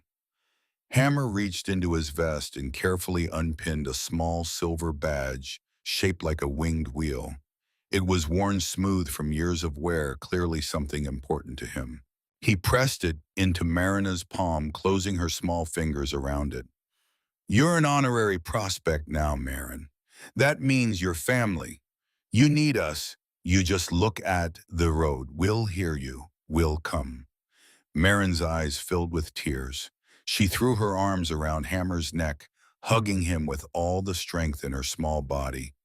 Hammer stiffened for just a moment, then carefully hugged her back, his massive arms gentle around her fragile frame. Claire watched this with her hand pressed to her mouth, tears streaming freely down her face now. When Marin finally let go, she stepped back next to her mother. Claire put her arm around her daughter's shoulders and looked up at Hammer. "I don't know what we did to deserve this kindness," Claire said softly, "but thank you, from the bottom of my heart." Hammer nodded once. Then he glanced past Claire and Marin to where Dylan and Marcus Garrett were loading their things into an expensive SUV. The councilman was talking rapidly on his phone, his free hand gesturing angrily. "This ain't over," Hammer said quietly, more to himself than to Claire. "Man like that doesn't let humiliation slide. He's gonna come back at us." "What do you mean?" Claire asked, alarm creeping into her voice. Doc, who had been standing nearby, stepped closer. "Marcus has been trying to seize our clubhouse property for months. Eminent domain zoning violations, you name it. Today we embarrassed him publicly. He's going to retaliate. It's not a question of if, just when and how." Claire's face went pale. "Because of us, because you helped Marin." "No," Hammer said firmly. "We were already at war with Garrett. This just brought it into the open. And honestly, I prefer my wars out in the open where I can see them coming." He looked down at Marin one more time. "You stay strong, kid. And remember, you got an army now. Anyone messes with you, they mess with all of us." The 32 bikers mounted their motorcycles, the engines roaring to life in a symphony of mechanical thunder. They pulled out of the parking lot in the same disciplined formation they'd arrived in, disappearing down Maple Street toward the county line. Marin stood holding her mother's hand, the winged wheel pin clutched tight in her other hand, watching them go. She didn't know it yet, but Hammer was right. This wasn't over. In fact, it was just beginning. And the storm that was coming would test every promise that had been made today, every bond that had been forged. But for now, for this one perfect moment, Marin Cole felt something she'd never felt before in her entire life. She felt like she belonged to someone, like someone would fight for her, like she had a father. Even if he wore leather and rode a Harley and had a death's head patch on his back. Maybe especially because of that. 48 hours after Father-Daughter Day at Pinewood Elementary, the fragile peace that had settled over Ridgemont shattered like glass under a hammer. Marcus Garrett sat in his mahogany-paneled office at City Hall, staring at the wall of framed photographs that documented his rise to power. Campaign posters, handshake photos with the governor, newspaper clippings praising his business acumen and civic leadership. 20 years of carefully constructed authority, all of it undermined in a single morning by a pack of criminals on motorcycles. His humiliation had been complete, public, witnessed by voters, by fellow council members, by his own son. The video footage was already circulating online, shaky smartphone recordings of 32 Hells Angels riding into an elementary school while Marcus Garrett stood helpless and sweating. The comments were brutal. Garrett got owned by bikers LOL. Where's your authority now, councilman? Those bikers showed more class than Garrett ever has. His phone had been ringing nonstop. Concerned supporters asking if he was all right. Political rivals barely concealing their glee. Reporters wanting statements. And through it all, the burning knowledge that he had been made to look weak. Marcus Garrett had built his entire identity on never being weak, on being the man who controlled outcomes, who bent situations to his will. Weakness was unacceptable. Weakness was death in politics. So on Monday morning, Marcus made a series of phone calls, the kind of calls that happened behind closed doors where favors were traded and backs were scratched and the machinery of corruption ground smoothly along. First call, Richard Copeland, the commercial developer who had been lobbying for months to acquire the land where the Hells Angels clubhouse stood. Copeland wanted to bulldoze the warehouse and build a massive retail complex that would generate millions in revenue and make both men considerably richer through a labyrinth of kickbacks and shell corporations. Richard, it's time. Fast-track the eminent domain paperwork. I want that clubhouse condemned by end of business today. Marcus, we discussed waiting until after the election, keeping this quiet. I don't care about quiet anymore. I want them gone. Use every code violation you can find. Structural integrity, environmental hazards, noise ordinances. I want an eviction notice on their gate by midnight tonight. Second call. The county health inspector, a man whose continued employment depended heavily on Marcus's goodwill. Jerry, you remember that little diner on Highway 9, Rosa's place? I need you to pay them a visit. Find violations, lots of them, and make it clear that the only way those violations disappear is if they terminate one specific employee. Claire Cole, the waitress. Marcus, I can't just... You can and you will, unless you want me to audit your department's budget requests for the next decade. Third call. His lawyer, a sharp corporate attorney who knew how to weaponize the legal system. Draw up harassment complaints against the Hells Angels. Find parents from the school willing to sign affidavits that they felt threatened. I don't care if you have to pay I want ammunition for when this goes to court. By noon, Marcus Garrett's retaliation machine was in full motion. The county health inspector showed up at the Highway Diner at 1:15 p.m. clipboard, in-hand expression, apologetic but firm. He spent 2 hours going through the kitchen with a fine-tooth comb, citing violations that ranged from legitimate to completely fabricated. Rosa, the elderly owner who had run the diner for 30 years, stood in her kitchen crying as the inspector filled out form after form. Rosa, I'm sorry, the inspector said quietly when they were alone, but I have direct orders from the city council. Either you fire Claire Cole immediately, or I shut you down by Friday. Those are your only options. But Claire is my best worker. She's done nothing wrong. I know, but this isn't about her work performance. This is politics. I'm sorry. At 3 p.m., Rosa called Claire into her small office and delivered the news with shaking hands and tear-stained cheeks. Claire stood there in her stained waitress uniform, the final paycheck in her hands feeling as heavy as a death sentence. Without this job, she couldn't pay rent, couldn't feed Marin, couldn't survive. Marcus Garrett did this, didn't he? Claire asked quietly. Rosa nodded, unable to speak. Because we asked the bikers for help.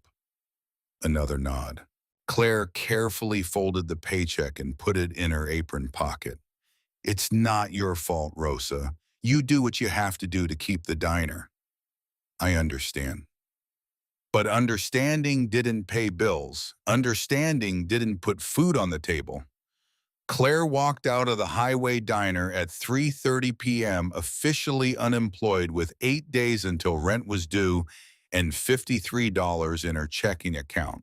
She sat in her car in the parking lot and allowed herself exactly 5 minutes to fall apart. 5 minutes of tears and terror and rage at the unfairness of a world where helping your daughter made you a target. Then she dried her eyes, started the car, and drove to pick up Marin from school. Because that's what mothers did. They kept going even when everything was falling apart. That same afternoon at the Hells Angels clubhouse, Hammerstone was working on his bike in the garage bay when Reaper came running in waving a manila envelope. "Boss, we got a problem?" The entire club had assembled in the main room within 10 minutes. Hammer ripped open the envelope that had been taped to their front gate by a nervous county deputy who'd clearly drawn the short straw for this particular assignment. Inside was a thick stack of legal documents stamped with official seals and the signatures. Hammer read aloud, his voice getting colder with each line. Notice of immediate condemnation and eminent domain seizure. Property located at 4747 County Line Road, deemed structurally unsafe and environmentally hazardous. Residents have 72 hours to vacate premises. Failure to comply will result in forcible removal by law enforcement and demolition crew. Signed by Councilman Marcus Garrett and the County Zoning Commission. The room erupted in angry voices. Fists slammed on tables. Chairs scraped back as men stood up ready to ride to City Hall and settle this the old-fashioned way. "That son of a bitch," Bear roared, "Bud. He's fast-tracking the Copeland deal just to spite us." 72 hours, Wrench spat on the floor. "They can't legally do this. We own this land free and clear." Colt, who had voted against helping Marin in the first place, stood up slowly. His face was grim, but when he spoke there was no "I told you so" in his voice. Just cold anger. "Legality doesn't matter when you own the judges and the zoning board.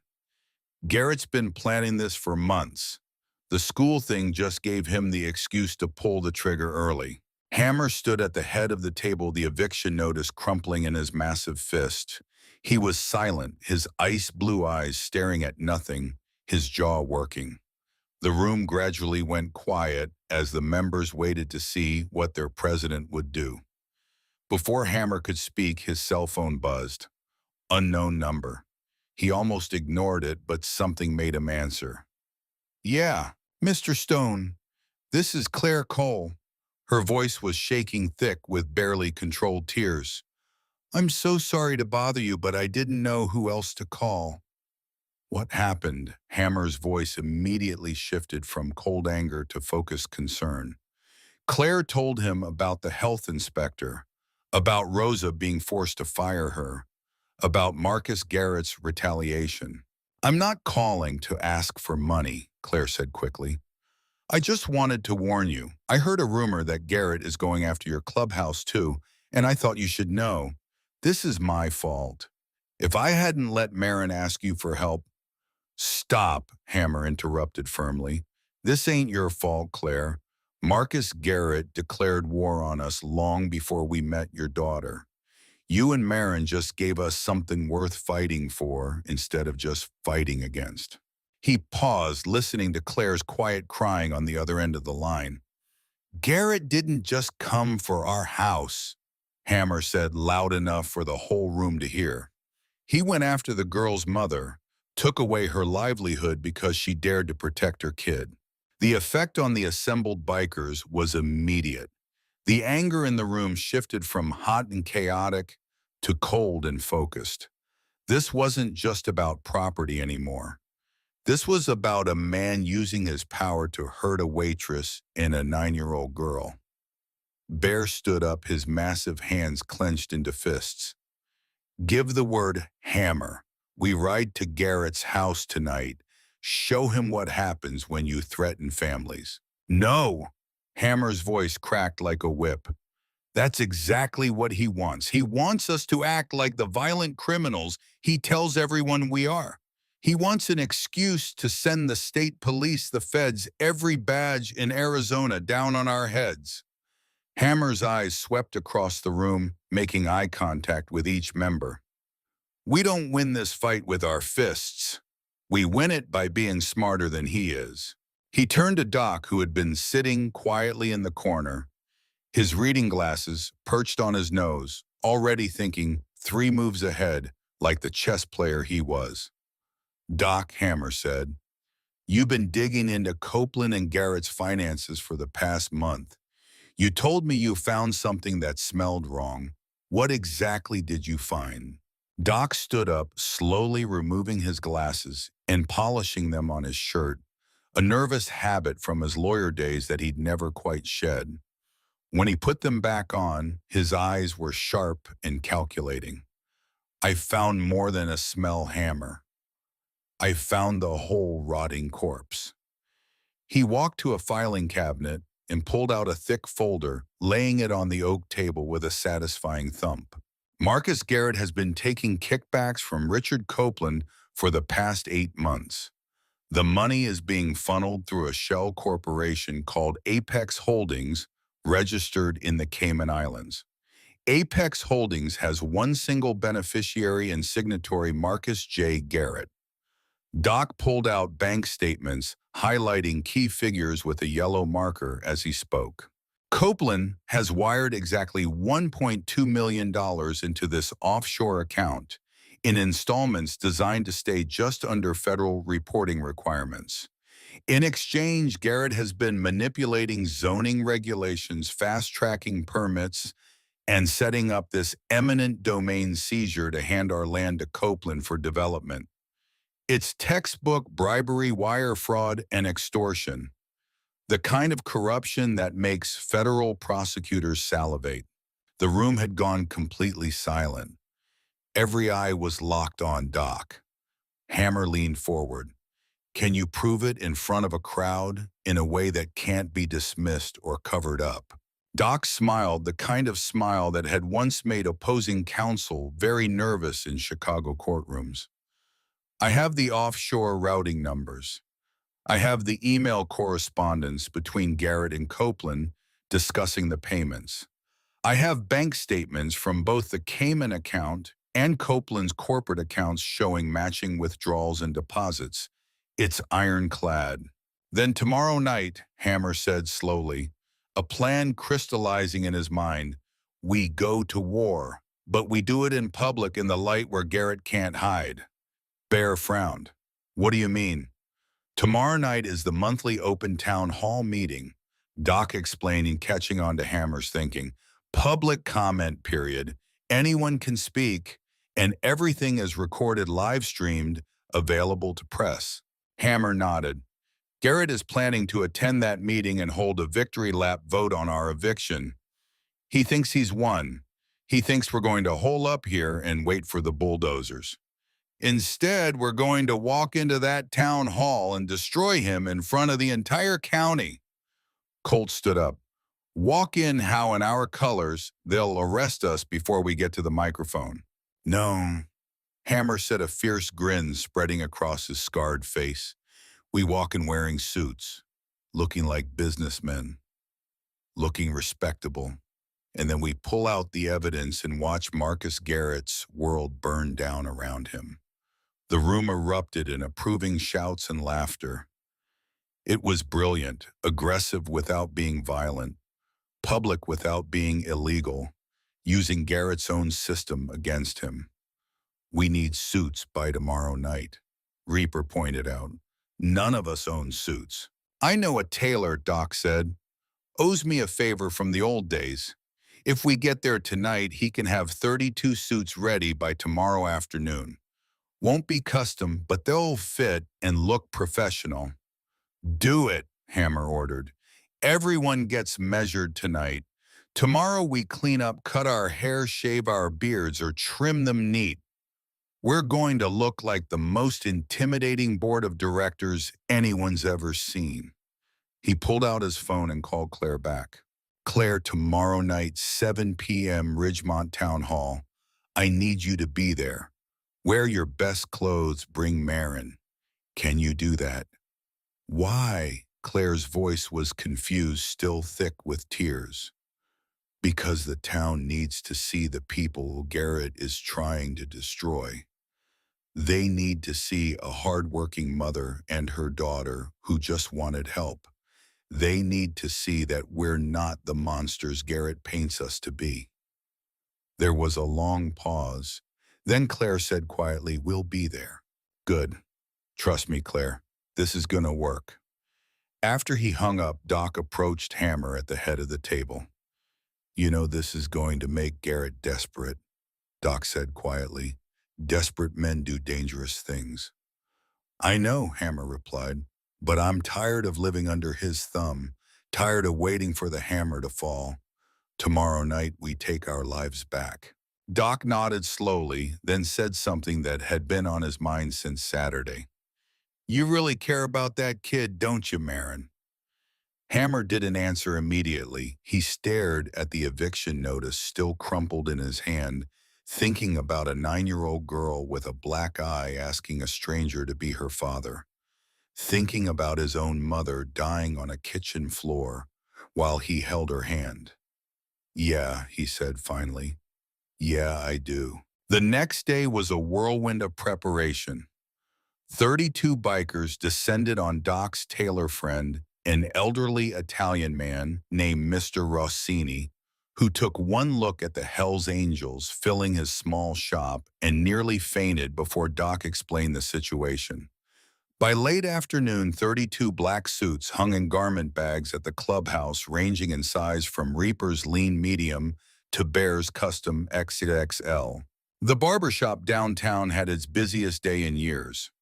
Bikers who hadn't had a professional haircut in decades sat in the chairs, watching their long hair fall to the floor. Beards were trimmed or shaved entirely. Tattoos were left visible, but everything else was made as presentable as possible. When they assembled at the clubhouse at 5 p.m. on Tuesday, the transformation was stunning. 32 men who had looked like dangerous outlaws 24 hours ago now looked like an extremely intimidating corporate security firm. Hammer stood in front of a mirror, barely recognizing himself.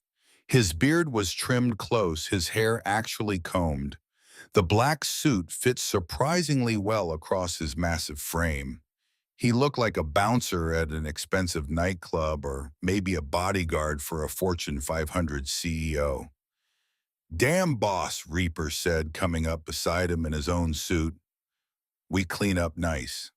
Bear walked by, tugging at his collar uncomfortably. "I feel like I'm wearing a costume. How do people breathe in these things?" "You wear it for a few hours, make Garrett piss his pants. Then we go home and put our real clothes back on," Hammer said. "Now let's go make some history."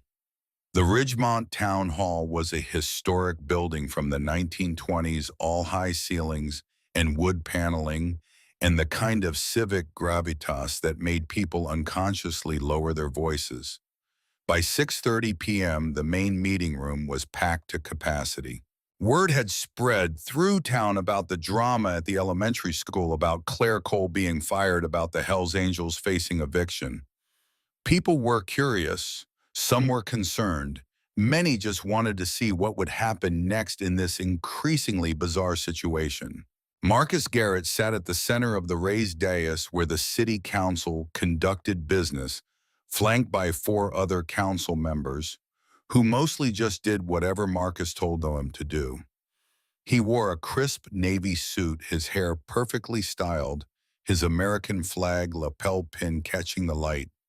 He looked confident, victorious, like a man who had already won. The agenda was simple: approve the eminent domain seizure of the property at 4747 County Line Road, vote to hand development rights to the Copeland Corporation, move on to other business. It should take 10 minutes, 15 tops, a formality. At 6:55 p.m., Marcus called the meeting to order with a sharp rap of his gavel. Good evening, citizens of Ridgemont. We have several items on tonight's agenda, but I know many of you are here for the vote on Resolution 404 regarding the eminent domain seizure of the unsafe industrial property on County Line Road. He smiled as politicians smile. Before we vote, Town Charter requires a period of public comment. Does anyone wish to speak on this matter? Sheriff Barnes, who was leaning against the back wall of the room in full uniform, raised his voice. Actually, Marcus, I think you'll find quite a few people want to speak tonight. The heavy oak doors at the back of the hall opened. Every head in the room turned. The murmur of conversation died instantly. 32 men walked into the Ridgemont Town Hall in single file, moving with military precision. They wore black suits that fit like armor, white shirts, dark ties. Their hair was neatly trimmed, their faces clean-shaven, or beards groomed to perfection. But there was no mistaking who they were. The way they moved, the scars that couldn't be hidden by clothing, the sheer physical presence of men who had lived hard lives and survived harder fights. Walking at the front of the procession, holding Hammer's hand on one side and her mother's hand on the other, was Marin Cole. She wore a simple blue dress that Claire had ironed that morning, her hair in two neat braids. The bruise on her face had faded to a barely visible yellow tinge. Claire walked beside her daughter in the nicest clothes she owned, a simple black dress and cardigan she usually saved for funerals. Her face was pale but determined. The crowd parted automatically as the procession moved down the center aisle. Parents from Pinewood Elementary, regulars from the Highway Diner, people who had heard the stories and wanted to see if they were true. Marcus Garrett's face went through several emotions in rapid succession: confusion, recognition, disbelief, and finally a flash of something that might have been fear before his political training reasserted control. What is the meaning of this? Marcus's voice came out higher than he intended. Sheriff Barnes, remove these men from the building. They're disrupting. This is a public forum, councilman, Sheriff Barnes said calmly, not moving from his position against the wall. These men are citizens of this county. They pay property taxes. They have every right to be here and speak during public comment. But they're criminals. Actually, Doc said, his voice carrying clearly in the acoustics of the old building. We're property owners, business operators, taxpayers, and American citizens exercising our First Amendment rights. Unless you'd like to violate those rights on camera, he gestured subtly to the 3 cameras recording the meeting for the town's live stream and official archives. Marcus gripped his gavel so hard his knuckles turned white. But he was trapped. Throwing them out now on camera after calling them criminals without evidence would be political suicide. Fine, he bit out. Public comment is open, but keep it brief. Hammer walked slowly to the public podium at the front of the room, his heavy footsteps echoing on the old wooden floor. He adjusted the microphone to his considerable height and looked directly at Marcus Garrett. Councilman Garrett, Hammer began, his deep voice amplified and controlled. You've spent the past year calling my brothers and me a menace to this community. You've said we're dangerous, criminal, that we don't belong in decent society. He paused, letting that hang in the air. You fired a hard-working single mother from her job to punish her for asking us for help. You're trying to seize our property, our home, to line your own pockets. And you did all of this while claiming to represent family values and civic duty. Hammer stepped aside, gesturing to Doc. But we're not here to argue about character. We're here to present facts. Doc approached the podium carrying his leather folder. He placed it down with deliberate care and opened it, revealing the documents inside. "My name is Nathan Cross," Doc said, his voice taking on the polished authority of a trial attorney. "I am legal counsel for the property owners being targeted by Resolution 404, and I'm here to submit into the public record a series of documents that I believe will be of great interest to this council and to the citizens of Ridgemont." Marcus leaned forward. "What documents?" Doc turned to address the crowd playing to the cameras like he'd done in dozens of courtrooms. "Banking records, councilman. Specifically the banking records of a shell corporation called Apex Holdings, registered in the Cayman Islands.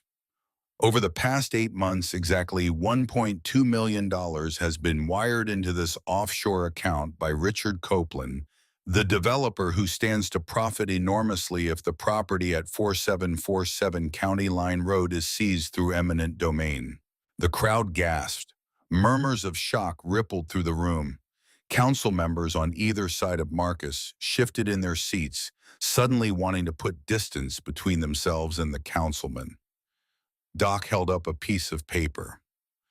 "I also have the articles of incorporation for Apex Holdings. The sole beneficiary and signatory on that offshore account is Marcus J. Garrett, city councilman, sitting right there." He pointed directly at Marcus, who had gone completely pale. "You're not seizing this property to build a shopping center for the good of Ridgemont, councilman. You're doing it because you took a massive illegal bribe. That's called corruption, wire fraud, extortion, and it's a federal crime." The room erupted, citizens shouting questions, council members standing up demanding explanations. Reporters who had been covering the meeting out of boredom suddenly scrambling for their phones and cameras. "This is a lie," Marcus screamed, his composure shattering completely. He stood up so fast his chair toppled backward. "These are fabricated documents. They're criminals. They're framing me. You can't believe." "Actually, Councilman," Sheriff Barnes said, finally pushing off from the wall and walking down the center aisle, "we can believe them because Mr. Cross provided my office and the FBI field office in Phoenix with a full digital copy of these documents at 3 p.m. yesterday. The federal agents have had 24 hours to verify everything." Marcus froze, his mouth still open, the color draining from his face like someone had opened a tap. Barnes reached the front of the room, unclipping his handcuffs from his belt with a metallic click that seemed incredibly loud in the sudden silence. "And as of 1 hour ago, I received official authorization to execute a federal warrant for your arrest." "No," Marcus whispered. "No, this isn't, you can't." "Marcus Garrett," Sheriff Barnes said formally, "I'm placing you under arrest for wire fraud, accepting bribes as a public official, and conspiracy to commit extortion. You have the right to remain silent. Anything you say can and will be used against you in a court of law." The rest of the Miranda warning was drowned out by the deafening roar of applause that erupted from the crowd. Not polite clapping, a genuine thunderous ovation. People were standing, cheering, some were crying, parents from Pinewood, waitresses from the Highway Diner, small business owners who had been crushed under Marcus Garrett's corrupt thumb for years, and finally were watching him fall. Sheriff Barnes walked Marcus down from the dais in handcuffs, the councilman's face a mask of shock and disbelief. As they passed Hammer, Marcus looked up at the massive biker. "You did this," Marcus hissed. "You destroyed me."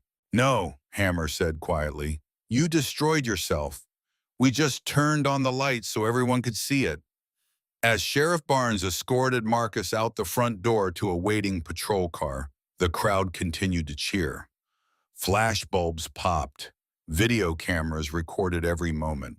The vice chair of the council, a woman named Sandra Morrison, who had always been too intimidated by Marcus to oppose him, shakily took over the meeting. I I move that Resolution 404 be immediately withdrawn and struck from the record, she said, her voice gaining strength. All in favor. Aye. The remaining 4 council members couldn't vote fast enough. Motion carries. The eviction notice against the property at 4747 County Line Road is hereby rescinded. More applause. Bear let out a whoop that could probably be heard 3 blocks away. Hammer didn't cheer. He simply turned and walked back to where Marin and Claire stood. He knelt down in front of the little girl who was staring at him with absolute wonder. You did it, Hammer, Marin whispered. You won. No, kiddo, Hammer said gently. We won. We protect our own. Remember, you're part of this now, part of us.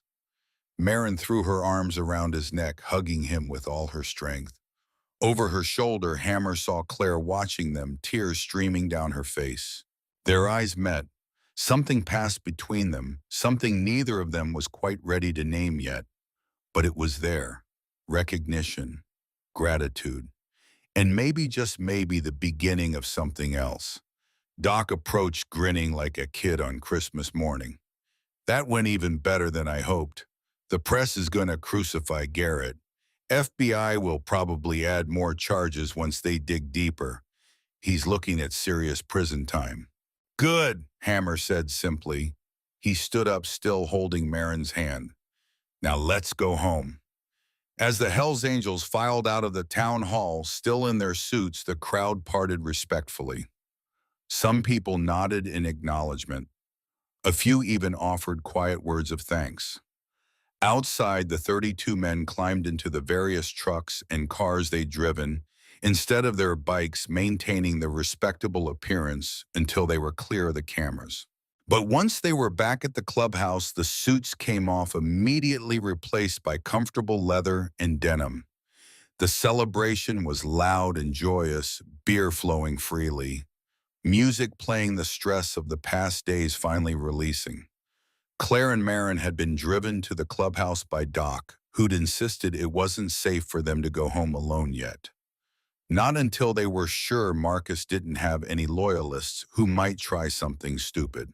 Marin sat on a bar stool, spinning in circles, clutching a Shirley Temple. That wrench had made her completely delighted by everything around her. She'd never been inside the clubhouse before. It was like a whole secret world. Claire stood a little apart, still nervous despite everything. This was the inner sanctum of the Hells Angels, and she was just a waitress who didn't belong in this rough, masculine space. Hammer noticed her discomfort and approached with 2 beers, offering her one. I don't usually drink, Claire said automatically. Neither do I much anymore, Hammer replied. But I figured tonight might call for an exception. They clinked bottles and drank in companionable silence for a moment. What happens now? Claire asked. I mean, Marcus is arrested, but I still don't have a due. And you said yourself, desperate men do dangerous things. What if he... Claire, Hammer interrupted gently. We got that covered. He nodded to Doc, who approached with yet another folder. This man apparently had an infinite supply of folders. Mrs. Cole, Doc said formally, the club had a vote this afternoon before the town hall meeting. We'd like to make you a business proposal. Claire blinked. A business proposal? The Hells Angels don't have a legitimate front business in Ridgemont, Doc explained. We've been looking for one for a while, something legal, something that contributes to the community. Yesterday afternoon, we purchased the Highway Diner from Rosa, paid her a fair price in cash. She was ready to retire anyway. Claire's mouth fell open. You bought the diner? We did, Hammer confirmed. But none of us know the first thing about running a restaurant. Ordering inventory, managing staff, keeping the health inspector happy. We just know how to eat. Doc slid a contract across the bar. We'd like to offer you the position of general manager. You'd run the entire operation. Salary is double what you were making in tips. full health benefits for you and Marin, and 20% of the net profit at the end of each year. The job is yours if you want it, Hammer added. No strings, no obligations beyond doing the work. We trust you. Claire stared at the contract, her hands shaking so badly she had to set her beer down. You're giving me a job after everything. We're offering you a shock you earned, Doc corrected. You're a good worker, good with people, good with numbers from what Rosa told us. You're exactly who we need. But why? Why would you do this for me? Hammer looked over at Marin, who was now being shown a vintage motorcycle in the garage by Bear. Her face lit up with pure joy. Because your daughter asked for help, Hammer said simply, and we don't leave our people behind. Claire picked up the pen with trembling hands.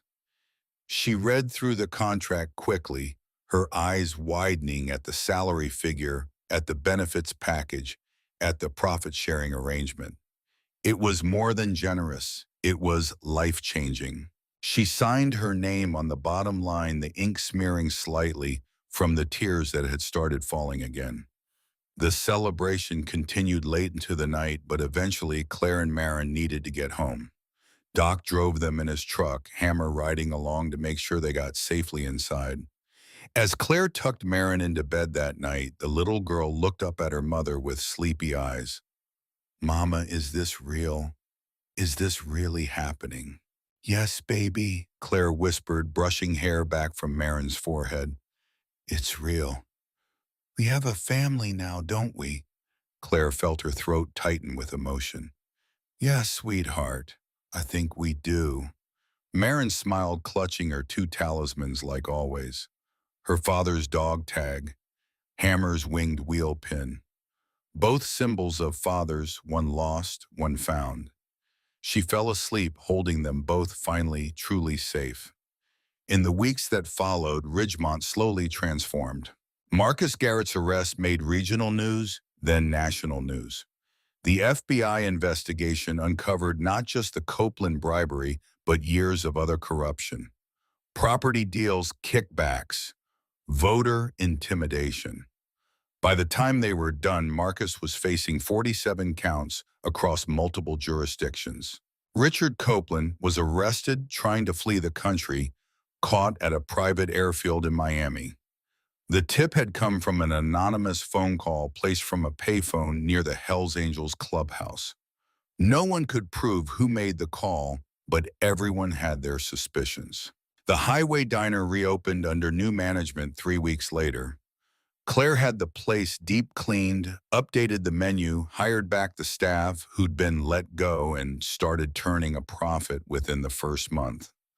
The bikers became regular fixtures, but so did families who appreciated the improved food and the welcoming atmosphere. Someone suggested renaming it. Claire thought about it for a long time, then had a new sign made, the Winged Wheel Diner, a tribute to the men who had saved her and her daughter. The sign went up on a bright Saturday morning, beautiful custom ironwork that caught the sunlight and gleamed. When Hammer saw it for the first time riding past on his way to the clubhouse, he pulled over and just stared at it for a full minute. Then he went inside, ordered coffee, and left a $100 tip. At Pinewood Elementary, things changed too. Dylan Garrett returned to school a week after his father's arrest, but the cocky bully was gone. In his place was a quiet, subdued boy who ate lunch alone and kept his head down. His two former friends had abandoned him the moment Marcus was arrested, sensing the shift in power. Dylan, who had spent years dishing out cruelty, now found himself on the receiving end. One day, an 8th grader knocked Dylan's lunch tray to the floor, mocking him about his father being in jail. Dylan sat there staring at the spilled food, bracing himself for more abuse, for the kicks and punches he'd given out so freely to others. A small hand reached down and picked up an apple that had rolled away, placing it gently on the table. Dylan looked up to find Marin Cole standing there. Her bruise was completely gone now, her face healthy and glowing. She looked different, stronger. more confident. "It's hard when your dad's gone," Marin said quietly, sitting down across from him without asking permission. "I know." Dylan stared at her, this girl he'd tormented for months, offering him kindness when he deserved none. His throat felt tight. He wanted to say something cruel, something cutting to push her away before she could see how much it hurt. But the words wouldn't come. "Why?" he managed to ask, his voice cracking. Marin shrugged, pulling out her own lunch. "Because Hammer taught me that being strong isn't about hurting people. It's about protecting them, even when they don't deserve it." She unwrapped her sandwich and took a bite, as if sitting with Dylan Garrett was the most natural thing in the world. Dylan looked down at his ruined lunch, then at the apple Marin had retrieved. He picked it up, turning it over in his hands. "I'm sorry," he whispered, so quietly he wasn't sure she'd heard. But Marin nodded, acknowledging it. "I know." They ate in silence after that. It wasn't comfortable exactly. Too much history, too much pain. But it wasn't hostile either. It was the beginning of something. Maybe not friendship, but understanding. A truce. Over the following weeks, something remarkable happened. Marin didn't abandon Dylan. She sat with him at lunch most days, not saying much, just being present. And slowly other kids noticed. If Marin Cole, who had every reason to hate Dylan Garrett, could show him kindness, maybe he wasn't completely irredeemable. A few other outcasts started sitting at their table, the quiet kids, the ones who'd been bullied before. They formed an unlikely group bonded by their shared understanding of what it felt like to be on the outside. Dylan never became popular. He'd burned too many bridges for that, but he stopped being cruel. He started doing his homework. He even joined the school's peer mediation program, using his experience as a former bully to help other kids resolve conflicts. It was Marin who nominated him for it. When the teacher asked why, Marin had simply said, "Because everyone deserves a second chance, even people who've done bad things." Hammer, when he heard about this months later, smiled with fierce pride. That was his kid, teaching the world how to be better one lunch table at a time. 14 months after that day at the diner, when a desperate girl asked a stranger for help, the world looked completely different. The Highway Diner was the most popular restaurant in Ridgemont. On any given afternoon, the parking lot was a democratic mix of vehicles, minivans with soccer mom stickers, work trucks with toolboxes, pristine SUVs, and a dozen Harley-Davidsons that gleamed in the Arizona sun. Inside, the atmosphere was warm and welcoming. Claire had replaced the old flickering fluorescent lights with softer fixtures. The cracked vinyl booths had been reupholstered. The menu had been expanded with homemade specials that actually tasted good. But the biggest change was Claire herself. The exhausted, haunted woman who used to shuffle between tables was gone. In her place was someone confident, capable, and genuinely happy. She had gained healthy weight, her face had color, and when she smiled at customers, it reached her eyes. She managed a staff of 6, now running the operation with efficiency and kindness. The diner was profitable, consistently so, and her 20% share meant she and Marin had moved into a real apartment. 2 bedrooms, working plumbing, in a neighborhood where Marin could play outside without Claire worrying. The door chimed, and a familiar rumble vibrated through the floor. Hammer walked in, flanked by Reaper and Bear. Their leather vests were dusty from a long ride, their faces weathered by sun and wind. Before they even reached their usual booth, Claire had 3 mugs of black coffee sliding across the counter the way they liked it, strong enough to strip paint. "Afternoon, boss," Claire teased, the old joke comfortable and warm between them now. "Keep calling me boss, and I'm gonna start actually checking those inventory reports," Hammer grumbled, but he was smiling as he took a long drink of the scalding coffee. "Where's Marin?" he asked, looking around. Out back, Claire said, rolling her eyes with unmistakable affection. Where else would she be? Hammer set down his mug and pushed off the counter, walking through the kitchen toward the heavy steel back door. The cooks waved at him as he passed. He knew all their names now, knew their kids' names, had helped two of them fix their cars when money was tight. He stepped out into the afternoon heat. The property behind the diner extended for several acres, ending at a thick tree line of desert scrub and mesquite. 6 months ago, the club had pooled money and brought in earth-moving equipment to carve out a proper dirt track. What had been empty desert was now a winding course of berms, jumps, straightaways, and tight corners. A miniature motocross track built to scale for smaller bikes and younger riders. The high-pitched, angry whine of a two-stroke engine echoed across the property. Coming around the final berm, kicking up a massive rooster tail of brown dirt, was a custom-built matte black Honda 85 cubic centimeter dirt bike. The suspension compressed and extended as the rider navigated the terrain, leaning into turns with confidence that came from countless hours of practice. The rider hit the final tabletop jump at full throttle. The bike launched into the air, catching at least 3 feet of elevation, hanging suspended for a perfect moment before gravity reasserted itself. The landing was smooth, controlled, the suspension absorbing the impact like it was designed to do. The rider slid the bike to a dramatic stop right in front of Hammer, throwing up a final spray of dirt, and killed the engine. The sudden silence was almost jarring after the mechanical scream. She pulled off her helmet, revealing a mop of dirty blonde hair plastered to her head with sweat. Her face was flushed from exertion and heat, her eyes bright with adrenaline and joy. Marin Cole, 10 years old now, grinned up at Hammer. Her face was completely free of bruises, had been for over a year. Her cheeks had filled out with regular meals and proper nutrition. She looked healthy, strong, happy. "Did you see that, Hammer?" Marin shouted, breathless. "I cleared the whole tabletop. Must have been 3 feet of air." "Saw it, kid." Hammer laughed, his deep voice filled with unmistakable pride. He walked over and automatically checked the tension on the bike's drive chain, an old habit he'd developed, teaching her to maintain her equipment, not just ride it. "You're getting heavy on the throttle, though," he said, adjusting his inspection. "Keep riding like that, and I'm going to have to enter you in the amateur qualifiers at the state championship next month." Marin's eyes went huge.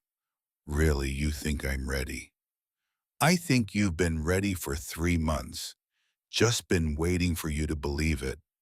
Marin squealed and threw her arms around Hammer's waist, still sitting on the bike, hugging him fiercely.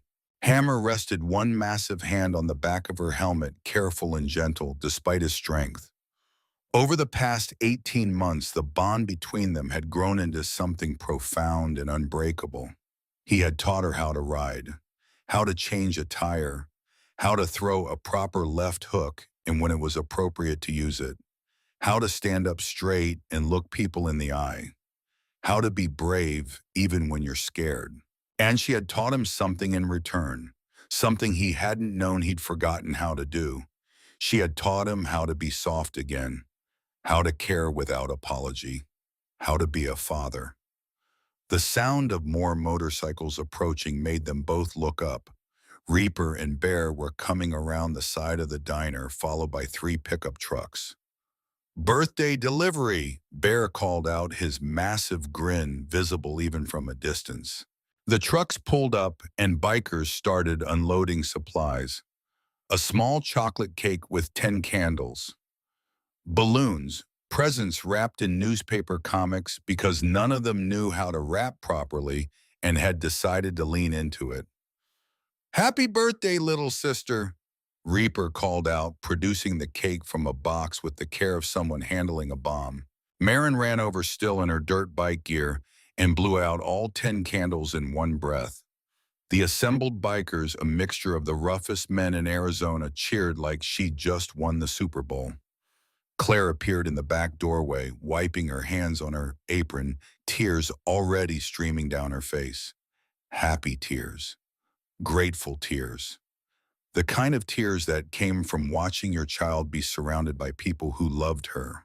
Doc emerged behind Claire, putting a gentle hand on her shoulder. Over the past year, Doc had become a regular presence in Claire's life, helping with legal paperwork for the diner, offering advice, staying for coffee that turned into dinner, dinners that turned into long conversations.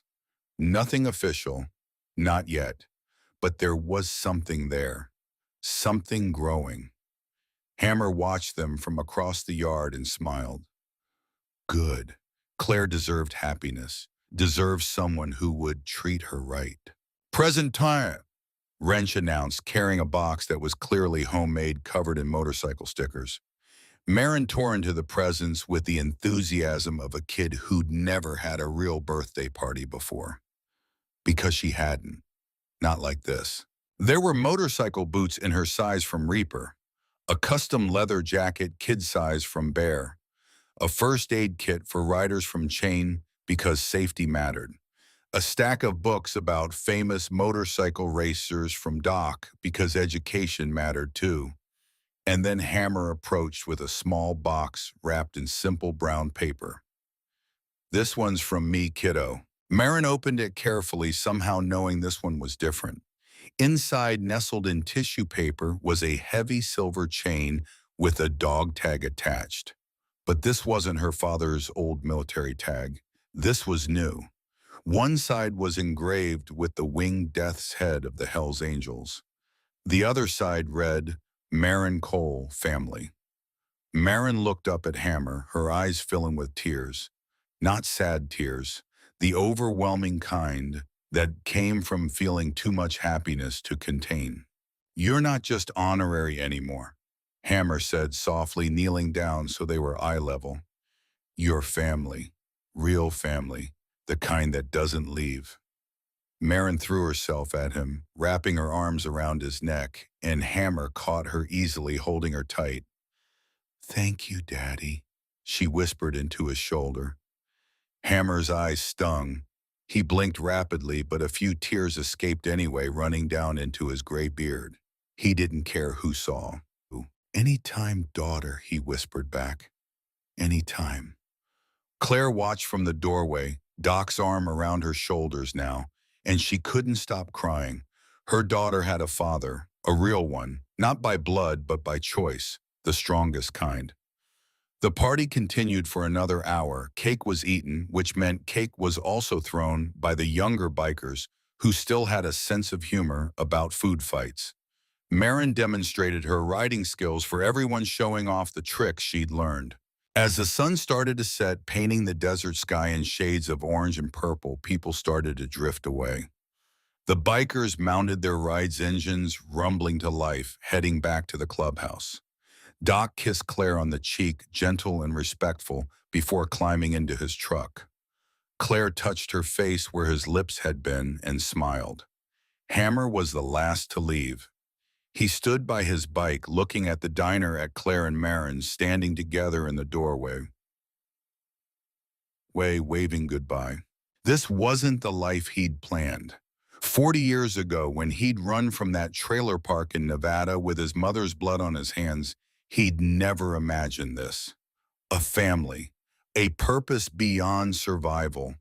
He'd thought he was saving Marin that day in the parking lot, but maybe she'd saved him too.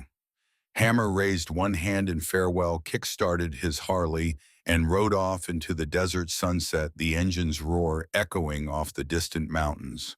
Years later, Marin would earn her prospect patch, at 16 the youngest anyone had ever been considered. At 18, after proving herself on long rides and in the kind of situations that tested character, she would become a full patch member. The first woman to ever wear the death's head for the Arizona charter. But that was still years away. Tonight, she was just a 10-year-old girl standing with her mother wearing a dog tag that said she belonged to someone. She pulled out her father's old tag too, the one from Daniel Cole. She held them both, one in each hand. Two fathers, one who had left, one who had stayed. She didn't hate the father who had left anymore. She understood now that people were complicated, that sometimes people ran because they were broken, not because you were unlovable. But she didn't need him anymore either. She had Hammer. She had the club. She had her mother safe and happy and strong. She had a family. Come on, baby, Claire said, putting her arm around Marin's shoulders. Let's go home. Okay, Mama. They walked back inside together, turning off the lights one by one, leaving the desert to its nighttime quiet. The story of Marin Cole and the Hells Angels would become legend in Ridgemont. People would tell it for decades, embellishing it, changing details, making it bigger and more dramatic with each retelling. But the truth was simple and perfect on its own. A desperate child had asked for help, and the right people had answered. All 32 of them, on motorcycles that shook the earth, ready to change the world for one little girl who just needed someone to stand up and say, I'll be your father. I'll keep you safe. I'll teach you to be strong. And they did. And she was. The end.